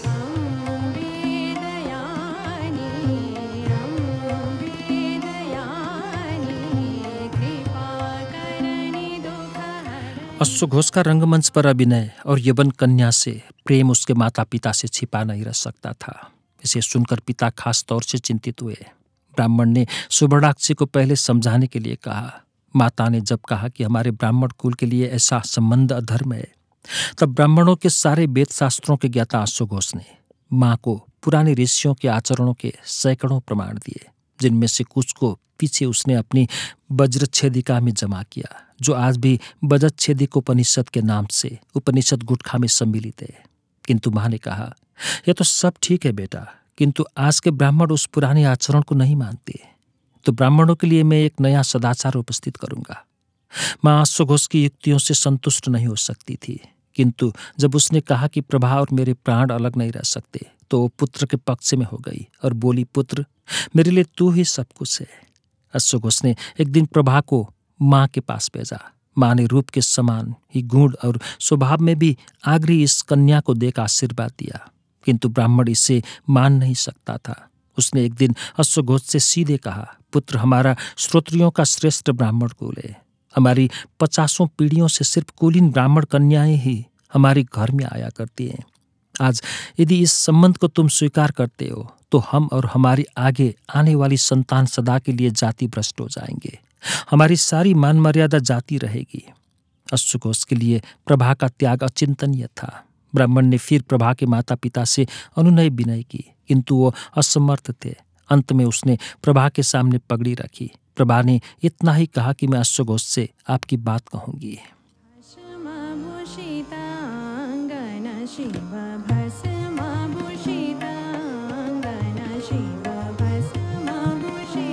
अध्याय 6।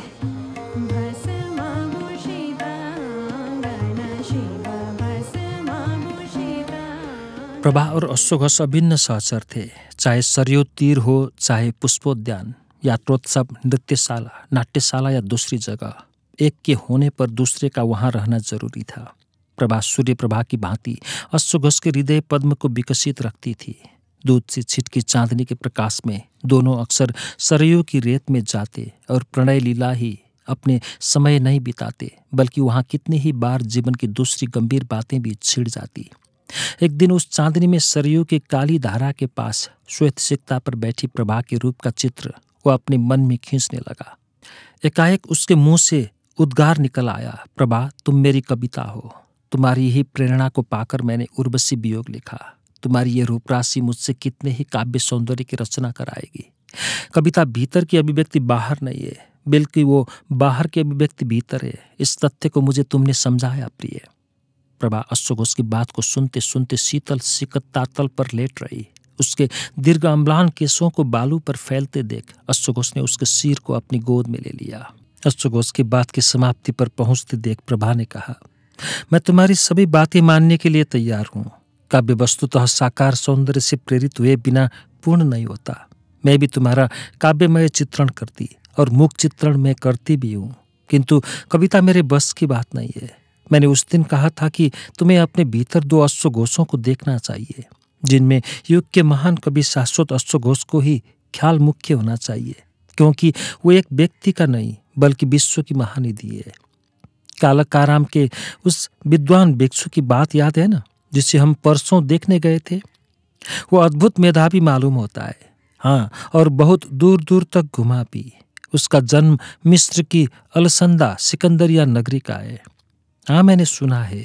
एक बात मुझे समझ में आती है प्रिय, यवन सारे ही बौद्ध धर्म क्यों मानते हैं? क्योंकि वो उनकी मनोवृत्ति और स्वतंत्र प्रकृति के अनुकूल मालूम होता है। लेकिन बौद्ध सबको विरागी, तपस्वी और भिक्षु बनाना चाहते हैं। बौद्धों में गृहस्थों की अपेक्षा भिक्षु बहुत कम होते हैं और बौद्ध गृहस्थ जीवन का रस लेने में किसी से पीछे नहीं रहते। इस देश में और भी कितने ही धर्म है, आखिर यवनों का बौद्ध धर्म पर इतना पक्षपात क्यों? ये फिर भी समझ में नहीं आता। यहाँ बौद्ध ही सबसे उदार धर्म है। जब हमारे पूर्वज भारत में आए तो सब म्लेच्छ कहकर हमसे घृणा करते थे। आक्रमणकारी यवनों की बात मैं नहीं करती हूँ। यहाँ बस जाने वाले अथवा व्यापार आदि संबंध के आने वाले यवनों के साथ भी यही बर्ताव था, किंतु बौद्ध उनसे कोई घृणा नहीं करते थे। यवन वस्तुतः अपने देशों में भी बौद्ध धर्म से परिचित हो गए थे। अपने देश में भी? हाँ, चंद्रगुप्त मौर्य के पौत्र अशोक के समय कितने ही बौद्ध भिक्षु यवन लोग यूनानी लोकों में पहुंचे थे। हमारे धर्मरक्षित इस देश में आकर भिक्षु नहीं बने। वो मिस्र में अलसंदा सिकंदरिया के बिहार में भिक्षु हुए थे। मैं उनसे फिर मिलना चाहता हूँ प्रभा, जरूर मिलना चाहिए। वो तुम्हें और गंभीर बातें बतलाएंगे, बौद्ध धर्म के बारे में ही नहीं, यवन दर्शन के बारे में भी। यवन भी दार्शनिक हुए हैं, अनेक महान दार्शनिक, जिनके बारे में बदन धर्म रक्षित तुम्हें बतलाएंगे। किंतु प्रिय, कहीं बौद्ध दर्शन सुन प्रभा से वैराग्य न कर लेना। कब प्रभा ने अपनी बाहों में अश्वघोष को बांध लिया, मानो उसे कोई छीन लिए जा रहा हो। कुछ बातें तो कालाक्राम की भी मुझे भी बहुत आकर्षक मालूम हुई। ख्याल आता था यदि हमारा सारा देश कालाकाराम जैसा होता। प्रभा ने बैठकर कहा, नहीं प्रिय, कहीं तुम मुझे छोड़कर कालाकाराम में न चले जाना। तुम्हें छोड़ जाना जीते जी असंभव प्रिय।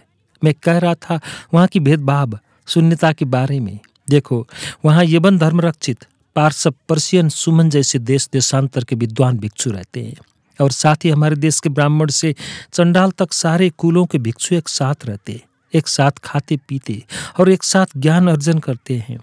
कालाकाराम के उन बूढ़े काले काले भिक्षु का क्या नाम है? मास्तवीर धर्मसेन। वो साकेत से सभी बिहारों के भिक्षुओं के प्रधान है। सुना है उनका जन्मकुल चंडाल है, और उनके सामने मेरे अपने चचा भिक्षु शुभगुप्त उकुंड बैठ प्रणाम करते हैं। ख्याल करो, कहाँ शुभगुप्त एक प्रसिद्ध समृद्ध क्षत्रिय ब्राह्मण कुल के विद्वान पुत्र, और कहाँ चांडाल पुत्र धर्मसेन। किंतु मास्तवीर धर्मसेन भी बड़े विद्वान है। मैं ब्राह्मणों के धर्म की दृष्टि से कहता हूँ प्रभा, क्या उनका बस चलता तो धर्मसेन मनुष्य भी बन सकते थे। देवता बनकर पूजित होने की तो बात ही और। बुद्ध ने अपने भिक्षु संघ को समुद्र कहा है। उस संघ में जो भी जाता है वो नदियों की भांति नाम रूप छोड़ समुद्र बन जाता है। और बौद्ध गृहस्थ भी प्रिय वैसा ही क्यों नहीं करते? बौद्ध गृहस्थ देश के दूसरे गृहस्थों से छिन्न भिन्न होकर रह नहीं सकते। आखिर उनके ऊपर परिवार का बोझ होता है। मैं तो बहुत अच्छा समझता यदि कालाकाराम के भिक्षुओं की भांति सारे पूर और जनपद को लोग भेद शून्य हो जाते। न कोई जाति का भेद होता, न कोई वर्ण का। एक बात मैंने तुमसे नहीं कही प्रिय। तुम्हारे पिता ने एक दिन मेरे सामने पगड़ी रख दी और कहने लगे कि प्रभा, अश्वघोष को तू मुक्त कर दे। गोया तुम्हारे मुक्त करने पर वो अपने पुत्र को पा सकेंगे। तुमने क्या कहा प्रभा? मैंने कहा, आपकी बात मैं अश्वघोष से कहूंगी। और तुमने कह दिया, मुझे ब्राह्मणों के पाखंडों से अपार घृणा है। घृणा से सारा गात्र जलता है। एक और वो कहते हैं कि हम अपने वेद शास्त्र को मानते हैं। मैंने बड़े परिश्रम और श्रद्धा से उनकी सारी विद्याएं पढ़ी, किंतु वो क्या मानते हैं मुझे तो कुछ समझ में नहीं आता। शायद वो केवल अपने स्वार्थ को मानते हैं। जब किसी को उनके पुराने ऋषियों के वचनों से निकाल कर दिखलाया तो कहते हैं, इसका आजकल रिवाज नहीं है। रिवाज को ही मानो या ऋषि वाक्यों को ही। यदि पुरानी वेद मर्यादा को किसी ने तोड़ा तभी न नया रिवाज चला। कायर, डरपोक, स्वार्थी ऐसों को ही कहते हैं। बस इन्हें मोटे बछड़ों का मांस और अपनी भूयसी दक्षिणा चाहिए। यह कोई भी ऐसा काम करने के लिए तैयार हैं जिसमें इनके आश्रयदाता राजा और सामंत प्रसन्न हो। गरीबों और जिनको ये नीच जातियां कहते हैं वो सभी गरीब हैं। उनके लिए इनके धर्म में कोई स्थान नहीं है। हाँ, यवन, शक, आभिर, दूसरे देशों से आई जातियों को इन्होंने क्षत्रिय, राजपुत्र मान लिया, क्योंकि उनके पास प्रभुता थी, धन था। इनसे उन्हें मोटी मोटी दक्षिणा मिल सकती थी। किंतु अपने यहाँ के शूद्रों, चांडालों, दासों को इन्होंने हमेशा के लिए वहीं रखा। जिस धर्म से आदमी का हृदय ऊपर नहीं उठता, जिस धर्म से आदमी का स्थान उसकी थैली या डंडे के अनुसार होता है, मैं उसे मनुष्य के लिए भारी कलंक समझता हूँ। संसार बदलता है। मैंने ब्राह्मणों के पुराने से आज तक के ग्रंथों में आचार व्यवहारों को पढ़कर वहां साफ परिवर्तन देखा है। किंतु आज इनसे बात करो तो वो सारी बातों को सनातन, स्थिर मनवाना चाहते हैं। यह केवल जड़ता है प्रिय। मैं तो कारण नहीं हो रही हूँ इन उद्धारों के लिए मेरे घोष। कारण होना प्रशंसा की बात है मेरी प्रभा।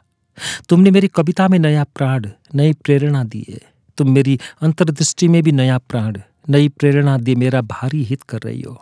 किसी वक्त समझता था कि मैं ज्ञान के छोर पर पहुंच गया। ब्राह्मण इस झूठे अभिमान के बहुत आसानी से शिकार हो जाते हैं। किंतु अब जानता हूं कि ज्ञान ब्राह्मणों की श्रुतियों, उनकी ताल तथा बुर्जपत्र की पोथियों तक ही सीमित नहीं है। वो उनसे कहीं विशाल है। मैं एक स्त्री मात्र हूँ, और जो स्त्री मात्र होने से किसी को नीच कहता है उसे मैं घृणा की दृष्टि से देखता हूँ। यवनों में स्त्रियों का सम्मान तब भी दूसरे से ज्यादा है। उनमें आज भी चाहे निसंतान मर जाए, किंतु एक स्त्री के रहते दूसरे से ब्याह नहीं हो सकता। और ये ब्राह्मण 100 ब्याह कराते फिरते हैं सिर्फ दक्षिणा के लिए। छी, मैं खुश हूं जो कोई यवन ब्राह्मण धर्म को नहीं मानता। बौद्ध होने पर भी पूजा पाठ के लिए हमारे यहाँ ब्राह्मण आते हैं। जब उन्होंने अपने स्वार्थ के लिए यवनों को क्षत्रिय स्वीकार कर लिया है तो उतना क्यों नहीं करेंगे?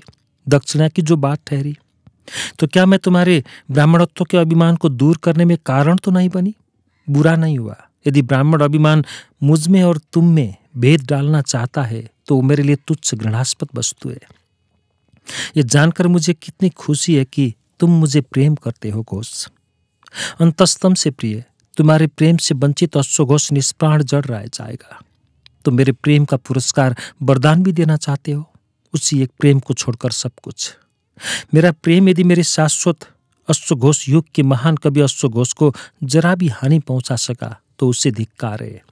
साफ कहा प्रिय, प्रेम में मैं बाधा नहीं डालना चाहती, किंतु मैं उसे तुम्हारे शाश्वत निर्माण में सहायक देखना चाहती हूँ। और यदि मैं न रही, अश्वघोष ने विक्षिप्त की भांति खड़े हो प्रभा को उठाकर जब दृढ़तापूर्वक अपनी छाती और गले से लगाया तो प्रभा ने देखा उसके गाल भीगे हुए हैं। वो अश्वघोष को बार बार चूमती और बार बार दुलराती रही। मेरे घोष। फिर थोड़ा शांत होने पर प्रभा ने कहा, सुनो प्यारे, मेरा प्रेम तुमसे कुछ बड़ी चीज मांगना चाहता है, उसे तुम्हें देना चाहिए। तुम्हारे लिए कुछ भी अध्यय नहीं है प्रिय। फिर तुमने मुझे बात भी समाप्त नहीं करने दी, किंतु तुम जो वज्र अक्षर अपने मुंह से निकालना चाहती थी, लेकिन उस वज्र अक्षर को शाश्वत अश्वघोष के हित के लिए कहना जरूरी है। मेरा प्रेम चाहता है महान कवि अश्वघोष अपने शाश्वत कवि रूप की भांति प्रभा के प्रेम को शाश्वत समझे, उसे सामने बैठी प्रभा के शरीर से न नापे। शाश्वत अश्वघोष की प्रभा शाश्वत तरुणी, शाश्वत सुंदरी है। मैं बस इतना ही तुम्हारे मन से मनवाना चाहती हूँ। तो वास्तविक प्रभा की जगह तुम काल्पनिक प्रभा को मेरे सामने रखना चाहती हो। मैं दोनों को वास्तविक समझती हूँ मेरे घोष।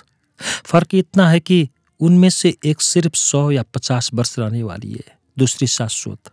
तुम्हारी प्रभा तुम्हारी उर्वशी वियोग में अमर रहेगी। मेरे प्रेम को अमर रखने के लिए तुम्हें अमर अश्वघोष की ओर ध्यान रखना होगा।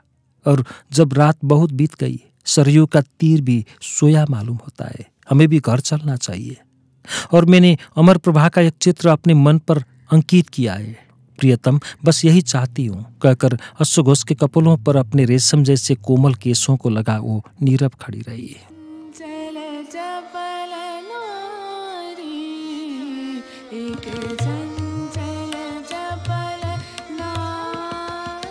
अध्याय 7।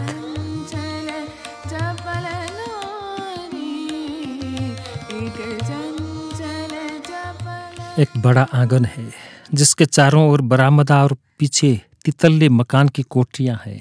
बरामदों में अर्गनों पर पीले वस्त्र सूख रहे हैं। आंगन के एक कोने में एक कुआं तथा पास ही एक स्नान कोष्ठक है। आंगन की दूसरी जगहों में कितने ही वृक्ष हैं, जिनमें एक पीपल का है।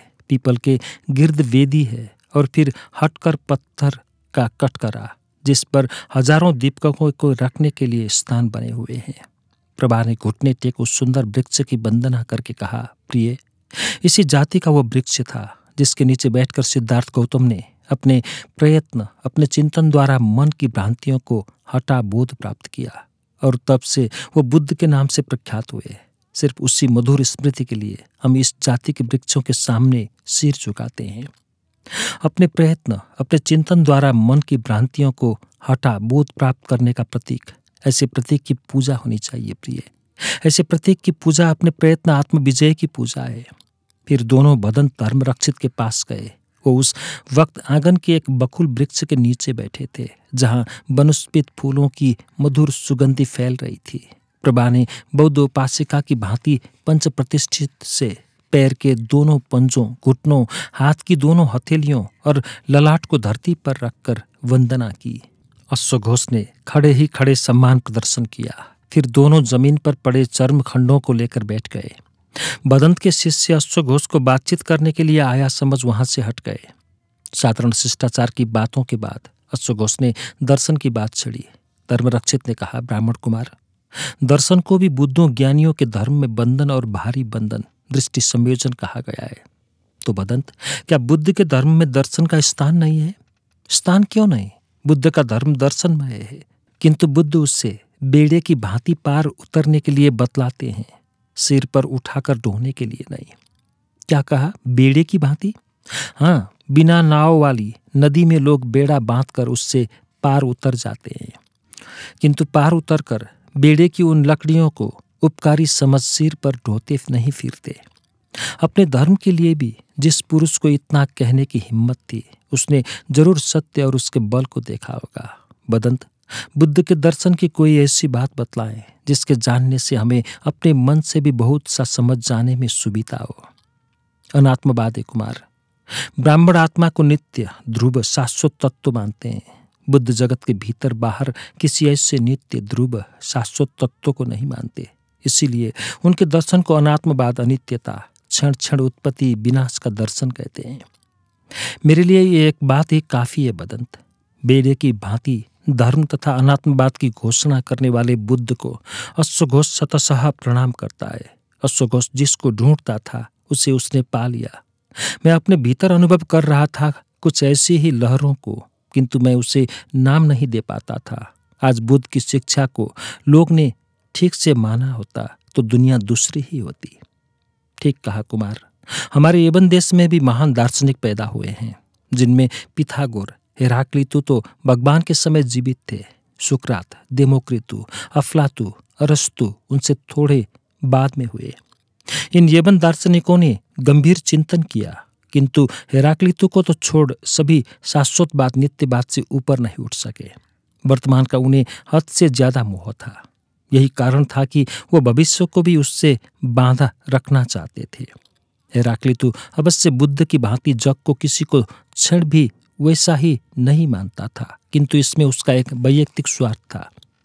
दर्शन विचार में वैयक्तिक स्वार्थ? पेट सभी के पास होता है कुमार। उस वक्त हमारे एथेंस नगर में गण बिना राज्य का राज्य था। पहले हेराक्लितु के परिवार की तरह के बड़े बड़े सामंत गण शासन के सूत्रधार थे।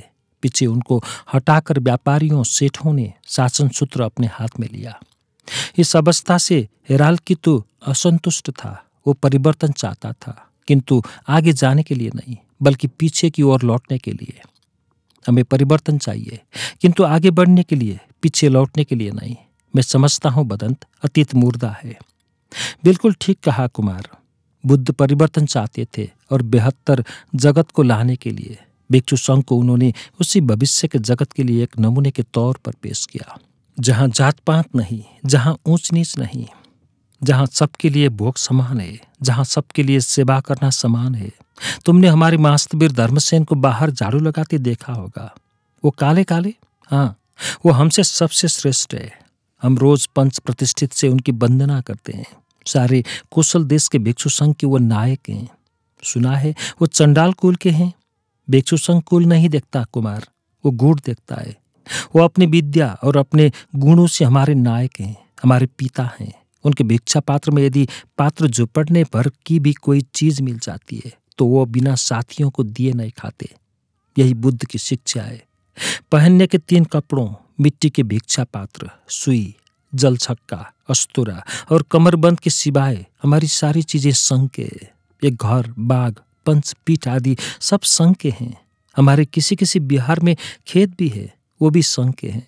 संघ देखकर एक आदमी को भिक्षु बनाता है, किंतु जो संघ में प्रविष्ट हो गया, भिक्षु बन गया, वो सबके समान है। इस तरह का संघ यदि सारे देश के लिए बनता, वो कैसे हो सकता है कुमार? राजा और धनी कब दूसरों को बराबर होने देंगे? भिक्षुओं ने एक दास को संघ में दाखिल कर लिया था। संघ में दाखिल होते ही अब अदास सब के समान था, किंतु जिसका वो दास था उसने हल्ला मचाना शुरू किया। दूसरे दास स्वामी भी उसके साथ शामिल हो गए। राजा स्वयं हजारों दासों के स्वामी होते हैं, वो भी अपनी संपत्ति पर इस तरह का प्रहार कैसे कह सकते, कैसे सह सकते? बुद्ध क्या करते? उन्होंने वचन दिया कि आगे से संघ दास को अपने भीतर नहीं लेगा। हमारा संघ विषमतापूर्ण संपूर्ण समुद्र में एक छोटा सा द्वीप है, इसलिए वो सुरक्षित नहीं है जब तक कि संसार में इस तरह की गरीबी, इस तरह की दास्ता है।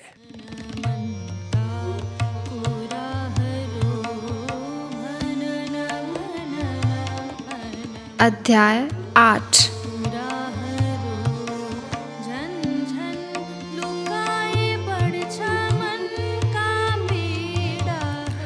शरद की पूनो थी।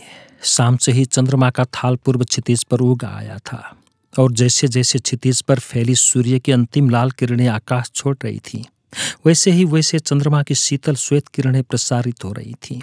अश्वघोष अब अधिकतर प्रभा के घर पर रहा करता था। दोनों छत पर बैठे थे। उसी समय प्रभा ने कहा, प्रियतम, मुझे सरयू की लहरें बुला रही हैं। वो लहरें जिन्होंने सबसे पहले तुम्हारा स्पर्श मेरे पास पहुंचाया था, जिन्होंने हमें प्रेम सूत्र में बांधा था। तब से 2 वर्ष हो गए, किंतु वो दिन आज ही बीता मालूम होता है। हमने कितनी चांदनी रातें सरयों की रेत पर बिताई, वो कितनी मधुर होती है। आज फिर मधु चांदनी है। प्रिय, चलो चलें सरयू के तीर। दोनों चल पड़े। धारा नगर से दूर थी। चांदनी में चमकते सफेद बालू पर वो देर तक चलते गए। प्रभा ने अपने चप्पलों को हाथ में ले लिया। उसे पैरों की नीचे दबती सिकता का स्पर्श सुखद लगता था। उसने अश्वघोष की कटी को अपने दोनों हाथों से लपेट कर कहा, प्रिया, इस सरयू की सिकता का स्पर्श कितना आह्लादक है। पैरों में गुदगुदी लगती है, जिससे हर्षातिरेक हो रोमांच उठता है। प्यारी सरयू सरिता, मैं कई बार सोचता था प्रिय कि हम दोनों भाग चलें उस देश में जहां हमारे प्रेम की कोई ईर्ष्या करने वाला न हो, जहां तुम प्रेरणा दो, मैं गीत बनाऊं और फिर बीणा पर हम दोनों गावें। यहाँ सिकता पर इस रात्रि में मैं अपनी बीणा नहीं ला सकता। लोग आ पहुंचेंगे, उनमें से कितनों की आंखें ईर्ष्या कलुषित होंगी। प्रिय, बुरा न मानना, मैं कभी कभी सोचती हूँ जब मैं न रही। अश्वघोष ने बाहों में कसकर प्रभा को छाती से लगा लिया और कहा, नहीं प्रिय, कदापि नहीं, हम इसी तरह रहेंगे। मैं दूसरे अभिप्राय से कह रही हूँ प्रिय। मान लो तुम न रहे, मैं अकेली रह गई। दुनिया में ऐसा होता है कि नहीं? होता है। अपनी बार तुम नहीं तिलमिलाए घोष। तुम्हारे न रहने पर शोक का पहाड़ केवल मेरे ऊपर टूटेगा, इसलिए ना। तुम मेरे साथ कितनी निष्ठुरता दिखला रही हो प्रभा। प्रभा ने ओठों को चूमकर अश्वघोष को हर्षोत्फुल्ल करते कहा हुए, जीवन की कई दिशाएं होती है, सदा पूर्णिमा ही नहीं, अमावस्या भी आती है। मैं ये कह रही थी कि एक के अभाव में दूसरे को क्या करना चाहिए। तुम्हारे न रहने पर जानते हो मैं क्या करूंगी? मुंह गिराकर लंबी सांस से अस्सोगोस ने कहा, कहो। मैं अपने जीवन का हरगिज अंत न करूंगी। भगवान बुद्ध ने आत्महत्या को मूर्खतापूर्ण निंदनीय कर्म कहा है। तुमने देखा ना, मैंने इधर वीणा में बहुत सफलता प्राप्त की है। बहुत प्रभा, कितनी ही बार तुम्हें वीणा देकर मैं निश्चिंत हो जाता हूं। हाँ, तो उस वक्त मेरा अशाश्वत अश्वघोष मुझसे छीन जाएगा, किंतु मैं शाश्वत अश्वघोष युग युग के कवि की आराधना करूंगी। तुम्हारी वीणा पर तुम्हारे गानों को गाऊंगी, सारे जम्बूद्वीप में और उससे बाहर भी, जीवन भर, जब तक कि हमारा जीवन प्रवाह किसी दूसरे देश काल में साकार हो फिर न सम्मिलित हो जाएगा।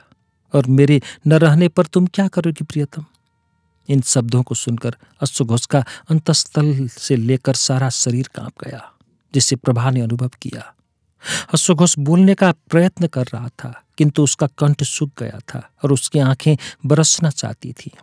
कुछ क्षण के प्रयत्न के बाद उसने छींट स्वर में कहा, बड़ी निष्ठुरा होगी वो घड़ी, किंतु प्रभा, मैं भी आत्महत्या न करूंगा। तुम्हारे प्रेम की प्रेरणा जो जो गीत मेरे ऊर में पैदा करेगी, उन्हें मैं गाऊंगा। जीवन के अंत तक मैं तुम्हारे शाश्वत अश्वघोष का कंठ रुद्ध हो गया। सरयू की धार सो रही है प्रिय, चलो हम भी चले।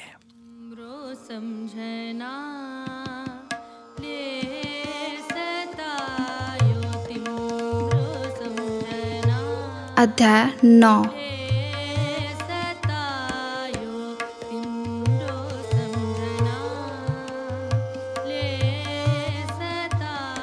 ग्रीष्म ऋतु थी। माता सुवर्णाक्षी बीमार हो गई। अश्वघोष दिन रात माँ के पास रहता था। प्रभा भी दिन भर वहीं रहती। चिकित्सा का कोई असर न हुआ और सुवर्णाक्षी की अवस्था बिगड़ती ही गई। पूनो आई, दूध सी चांदनी छिटकी। सुवर्णाक्षी ने आज चांदनी में ऊपर ले जलने को कहा। छत पर उनकी चारपाई पहुंचाई गई। उनका शरीर सिर्फ हड्डियों का कंकाल रह गया था। रह रहकर अश्वघोष के हृदय में टीस लगती। माँ ने धीमे स्वर किंतु स्पष्ट अक्षरों में कहा, पुत्र, ये चांदनी कितनी सुंदर है। उसी वक्त अश्वघोष के कानों में प्रभा के शब्द गूंजने लगे, मुझे सरयू की लहरें बुला रही है। उसका कलेजा सिहर उठा। माँ ने फिर कहा, प्रभा कहाँ है पुत्र? पिता के घर गई है माँ, शाम तक तो यहीं थी।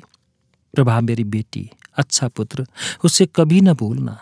शब्द समाप्त भी न हो पाए थे कि एक खांसी आई और 2 हिचकियों के बाद सुवर्णाक्षी का शरीर निश्चल हो गया।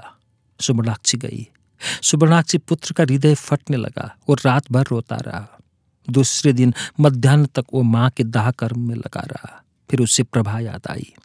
वो दत्तमित्र भवन गया। माँ बाप समझते थे प्रभा अश्वघोष के पास होगी। अश्वघोष का हृदय रात के प्रहार से जर्जर हो रहा था। अब और चिंतित हो उठा। वो प्रभा के शयन कक्ष में गया। वहां सभी चीजें संभाल कर रखी हुई थी। उसने पलंग पर फैलाई सफेद चादर को हटाया। वहां उसने अपने चित्र को देखा। प्रभा ने उसे एक आगंतुक बनन चित्रकार से तैयार करवाया था और इसके लिए अनिच्छावश अश्वघोष को कितने ही घंटों बैठना पड़ा था। चित्र पर एक म्लान जूही की माला पड़ी थी। चित्र के नीचे प्रभा की मुद्रा से अंकित लपेटा तालपत्र लेख था। अश्वघोष ने उसे उठा लिया। रस्सी के बंधन पर मुहर लगी काली मिट्टी अभी सूखी न थी। अश्वघोष ने रस्सी को काटकर प्रभा की मुहर लगी मिट्टी को रख लिया। लंबे पत्ते को फैलाने पर प्रभा के सुंदर अक्षरों में वहां 5 पंक्तियां थीं। प्रियतम, प्रभा विदाई ले रही है। मुझे सरयू की लहरों ने बुलाया है। मैं जा रही हूं। तुमने मेरे प्रेम के लिए कोई वचन दिया है, याद है? मैं प्रभा के चीर तारुण्य, उसके सदा एक से रहने वाले सौंदर्य को दिए जा रही हूं। अब तुम्हारी आंखों को पके बालों, टूटे दांतों, बलित कटी वाली प्रभा कभी नहीं देखने को मिलेगी। मेरा प्रेम, यह शाश्वत यौवन तुम्हें प्रेरणा देगा। तुम उस प्रेरणा की अवहेलना न करना। प्रियतम, यह न ख्याल करना कि मैं तुम्हारे कुटुंब की कला का ख्याल कर आत्महत्या कर रही हूँ। सिर्फ तुम्हें काव्य प्रेरणा देने के लिए मैं अपने अक्षुण्ण यौवन को प्रदान कर रही हूँ। प्रियतम, प्रभा तुम्हारा अंतिम मानस आलिंगन और चुम्बन कर रही है।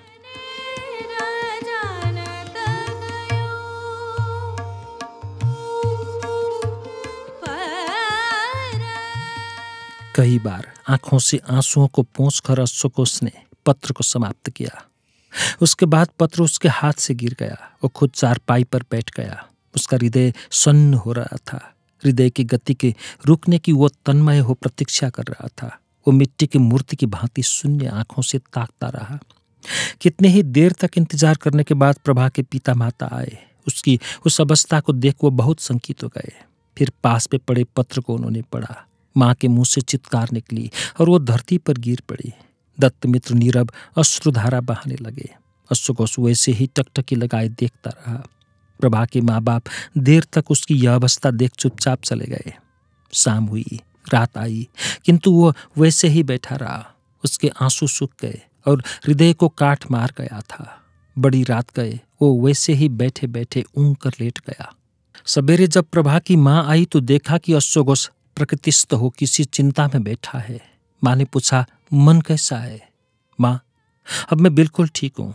प्रभा ने जो काम मुझे सौंपा है अब मैं वही करूँगा। मैंने नहीं समझा था, किंतु प्रभा जानती थी। वो मेरे कर्तव्य को बतला गई है। आत्महत्या नहीं, प्रभा ने आत्मदान दिया। हाँ, उस आत्मदान को आत्महत्या में बदलना मेरे हाथ में है, किंतु मैं ऐसा कृतज्ञ नहीं हो सकता। माँ ने अश्वघोष के भाव को समझा। अश्वघोष उठ खड़ा हुआ। माँ ने देखकर पूछा, कहाँ चले बेटा? बदंत धर्मरक्षित से मिलना चाहता हूँ और सरयू को देखना भी। बदंत धर्मरक्षित नीचे बैठे हैं और सरयू देखने मैं भी चलूंगी। कहते कहते उसका गला भर आया। अश्वघोष ने नीचे जा बदंत धर्मरक्षित को पंच प्रतिष्ठित से वंदना करने के कहा, बनते, मुझे अब संघ में शामिल कीजिए। बस तुम्हारा शोक दारुण है, किंतु मैं उसके कारण नहीं कह रहा हूँ। प्रभा ने मुझको इसके लिए तैयार किया है। मैं जल्दी नहीं कर रहा हूँ। तो भी तुम्हें कुछ दिन ठहरना होगा। संघ इतनी जल्दी नहीं करेगा। मैं प्रतीक्षा करूंगा बनते, किंतु संघ की शरण में रहकर। पहले तुम्हें अपने पिता से आज्ञा लेनी होगी। माता पिता की आज्ञा के बिना संघ किसी को भिक्षु नहीं बनाता। तो मैं आज्ञा लेकर आऊंगा। अश्वघोष घर से निकला। माँ उसके स्वस्थ मस्तिष्क से ऐसे वचन सुनकर भी संकीत हृदया थी, इसलिए वो भी पीछे पीछे चली। सरयू पर नाव कर दोनों ने दिन भर नीचे की ओर धार को ढूंढा, किंतु कुछ पता नहीं मिला। अगले दिन और नीचे गए, किंतु कहीं कुछ न था। अश्वघोष ने घर जा पिता से भिक्षु होने के लिए आज्ञा मांगी, किंतु इकलौते बेटे को वो क्यों आज्ञा देने लगा? फिर उसने कहा, मैं माँ और प्रभा के शोक से पीड़ित हो ऐसा नहीं कर रहा हूँ तात। मैंने अपने जीवन के लिए जो कार्य चुना है उसका यही रास्ता है। तुम देख रहे हो मेरे शोर, मेरी चेष्टा में किसी प्रकार से चित्त विकार की छाप नहीं है। मुझे इतना ही कहना है, यदि मुझे जीवित रखना चाहते हो तो आज्ञा दे दो तात। अच्छा, तो कल शाम तक सोचने का अवसर दो। मैं 7 दिन तक इंतजार कर सकता हूँ तात। दूसरे दिन शाम को पिता ने आंखों में आंसू भरकर उसे भिक्षु बनने की आज्ञा दे दी। साकेत के आर्य सर्वास्तित्व बाद संघ ने अश्वघोष को भिक्षु बनाया। वास्तवीर धर्मसेन उनके उपाध्याय और बदंत धर्मरक्षित आचार्य बने। बदंत धर्मरक्षित उसी समय नाव से पाटलिपुत्र पटना जाने वाले थे। उनके साथ ही अश्वघोष ने भी साकेत छोड़ा। अध्याय 10।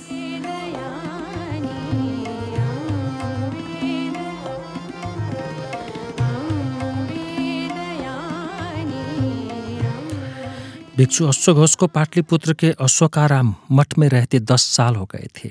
उन्होंने बौद्ध धर्म के साथ बौद्ध दर्शन तथा यवन दर्शन का गंभीर अध्ययन किया। मगध के महासंघ के विद्वानों में अश्वघोष का बहुत ऊंचा स्थान था। इसी समय पश्चिम से शक सम्राट कनिष्क पूर्व की विजय करते पाटलिपुत्र पहुंचा। पाटलिपुत्र और मगध इस वक्त बौद्ध धर्म के प्रधान केंद्र थे। कनिष्क के बौद्ध धर्म में भारी श्रद्धा थी। उसने भिक्षु संघ से गंधार ले जाने के लिए एक योग्य विद्वान मांगा। संघ ने अश्वघोष को प्रदान किया।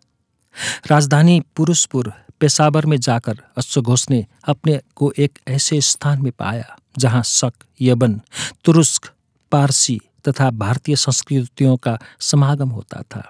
यवन नाट्य कला को अश्वघोष पहले ही भारतीय साहित्य में स्थान दिला चुके थे।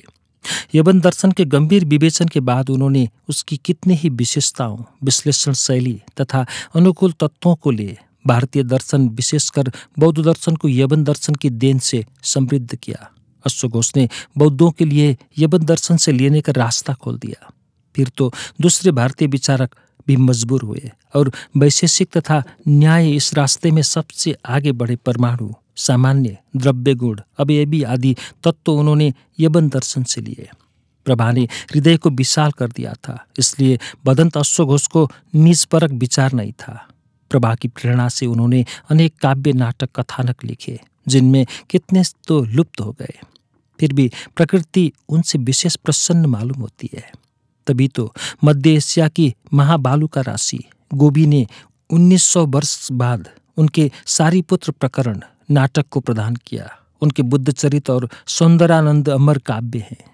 उन्होंने प्रभा के दिए वचन को अच्छी तरह निभाया और प्रभा के अम्लान सौंदर्य ने उनके काव्य को सुंदरतम बनाया। जन्मभूमि साकेत और माता सुवर्णाक्षी को उन्होंने कभी विस्मृत नहीं होने दिया और अपनी कृतियों में सदा अपने लिए साकेतक आर्य सुवर्णाक्षी पुत्र अश्वघोष लिखा।